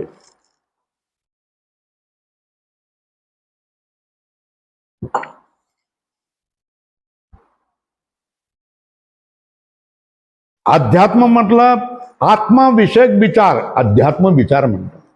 या अध्यात्म विषयक विचाराने मी अखंड सच्चिदानंद ब्रह्मरूप आहे असा ब्रह्मात्म ऐक्य निश्चय करावा. है ना? काय विचार सुरू होईल? कशाचा विचार सुरू होईल? मी कोण आहे? त्याचं उत्तर काय मिळेल? साधू संत देतील तत्वमसी. तर तुम्ही काय म्हणायचं? अहम ब्रह्मास्मी. तो मी अखंड सच्चिदानंद ब्रह्म आहे. तर याने काय केलं? मी अखंड सच्चिदानंद ब्रह्म आहे. तर तुमचा निश्चय कुठला झाला? जीव ब्रह्म, ब्रह्म आत्म ऐक्य निश्चय करावा. काय करावं? पण ब्रह्म आत्मा, ब्रह्म आणि जीव याचा ऐक्य आहे, है ना? हा निश्चय कसा झाला? कसा झाला? जीव आणि ब्रह्मामध्ये भेद आहे, ही भेद भ्रांतीला तुम्ही प्रतिबंध मानलं आणि या प्रतिबंधाचा मिथ्या मानून निराश केला. त्याच्यासाठी युक्त्या वापरल्या. युक्त्यासाठी दृष्टांत कोणता दिला? बिंब प्रतिबिंब दिला, उपाधीचा दृष्टांत दिला. 2 युक्त्या वापरल्या. कुठल्या युक्त्या वापरल्या? बिंब प्रतिबिंब भाव भेटला. बिंब आणि प्रतिबिंब. ईश्वर हे प्रतिबिंब आहे, जीव हे प्रतिबिंब आहे. त्याचं बिंब काय आहे? ब्रह्म आहे. आणि हे काय? कुठंच चैतन्य आहे. चैतन्य चैतन्य एकच असतं, म्हणून भेद नाही. दिसणारा भेद खोटा आहे. दुसरी युक्ती काय? दुसरी ही युक्ती आहे, ईश्वर आणि जीवामध्ये भेद आहे, पण ईश्वर हा उपाधीमुळे आहे, माया उपाधीमुळे, आणि जीव हा अविद्या उपाधीमुळे, आणि हा भेद उपाधीमुळे आहे. जसा घटाकाश महाकाश असा भेद. त्याच्यामुळे त्यांचं जे अधिष्ठान चैतन्य आहे, ब्रह्मचैतन्य, आणि कुठचं चैतन्य, याच्यामध्ये एकता आहे, है ना? 2 युक्ता, बिंब प्रतिबिंब आणि उपाधी, हे लावून आपण काय केलं? जीव आणि ब्रह्मामधला जो भेद आहे त्याची बाधक 2 युक्त्या आहेत. या कुठल्या आहेत? जीव आणि ब्रह्मामधल्या बाधक या 2 युक्त्या आहेत. या जीव आणि ब्रह्मामधला भेद बाद झाला की तुमचा निश्चय काय होतो? तुम्ही विचार करा, तर मी कोण आहे? मी कोण आहे मग, है ना? मी कोण आहे त्याचं उत्तर संताजवळ बसलात तर तत्वमसी तो सांगणार. मग तुम्ही काय निश्चय का? अहम ब्रह्मास्मी, मी ब्रह्म आहे असा निश्चय करणार. तर असा निश्चय झाल्यानंतर मी ब्रह्म आहे असा तुमचा निश्चय झाल्याबरोबरच सगळी भूत तुम्हाला सोडून जातात. याच्यासाठी काय म्हणतात? पाप ताप दैन्य जाय उठा उठी झालिया भेटी हरिदासांची. आपल्या जवळ आपण पापी असतो. विशेषतः स्त्रिया म्हणतात, काय स्वामीजी आम्ही पाप केलंय समजत नाही, स्त्रीचा जन्म मिळालाय, है ना? असं वाटतं की नाही? हे पाप आहे. स्वामीजी मला काहीच कळत नाही, माझ्याजवळ काहीच नाही. दैन्य, दुःख, रोजचं दुःख आहे. सून बरोबर करत नाही, मुलं अशी आहेत तशी आहेत, दुःख. पाप ताप दैन्य जाय उठा उठी पटकन निघून जात. कधी? झालिया भेटी हरिदासा. म्हणजे ज्याने आपल्याला त्या परब्रह्माशी जोडून घेतलेलं आहे, म्हणजे मी ब्रह्म आहे असं म्हणून जे जोडून घेतलेलं आहे, ते अशा हरिदासांची भेट झाल्यानंतरच तुमच्या जीवामधलं सकल दुःख, सकल चिंता, सकल काळजा, सगळं काही दैन्य, मी गरीब आहे, माझ्यामध्ये काही शक्ती नाही, मी पराधीन आहे, मी रोगी आहे, हे सगळ्या गोष्टी काय होऊन जातात, संपून जातात. तुम्ही कोण आहे? मी कोण आहे? हम ब्रह्मास्मी. ब्रह्म कोण आहे? सच्चिदानंद घन. मी अमर आहे, मी नित्य आहे, माझा कधीही मरण होत नाही, मला मृत्यू लावत नाही. आता ह्याच्यासारखा अनुभव काय आणखी काय होणार आहे? हा जप करावा लागतं का नाही? मी काय? मी ब्रह्म आहे, मी ब्रह्म आहे, मी देह नाही. दुःख कोणाला असतं? देहाला असतं, मला नाही, होय ना? याचं म्हणजे काय तुम्हाला सर्दी होणार नाही का? खोकला होणार नाही का? हा, त्याच्यावर उपाय करायचा नाही का? करायचा, पण उगाच दुःख मानायचं नाही ना, है ना. आपण काय सांगतो, हातभर दुःख असेल तर दाखवायचं किती? बोटभर. लोक काय करतात, बोटभर दुःख असतात, दाखवतात किती? हातभर, है ना. वेदांती काय करणार नाही, काय काळजी करू, हा औषध झालंय, डॉक्टरकडे गेलो रे, फोटो काढलाय, सगळं झालंय, तुम्ही काय काळजी करू, असंच सांगायचं असतं की नाही. फरक दिसतो की नाही वर्तनामध्ये? आता चला दुसरीकडे वेळ आहे ना, हे झाला, हा झालं, मग झालं, झालं तर झालं. आता पुढच्या वेळेला जीव जीवाचा भेद आहे. आपण सावकाश करतोय, पहिलीतल्या विद्यार्थ्यासारखं करतोय, कारण त्याच्यामधला नुसतं ग्रंथ पूर्ण झाला हे महत्वाचा नाहीये. जो आम्हाला अनुभव आलेला आहे, हा अनुभव तुमच्या जीवनामध्ये देखील उतरावा आणि तुम्हीही कसे सुनिश्चित तुमचं सुख सुनिश्चित व्हावं, कशाचंच काहीच वाटू नये.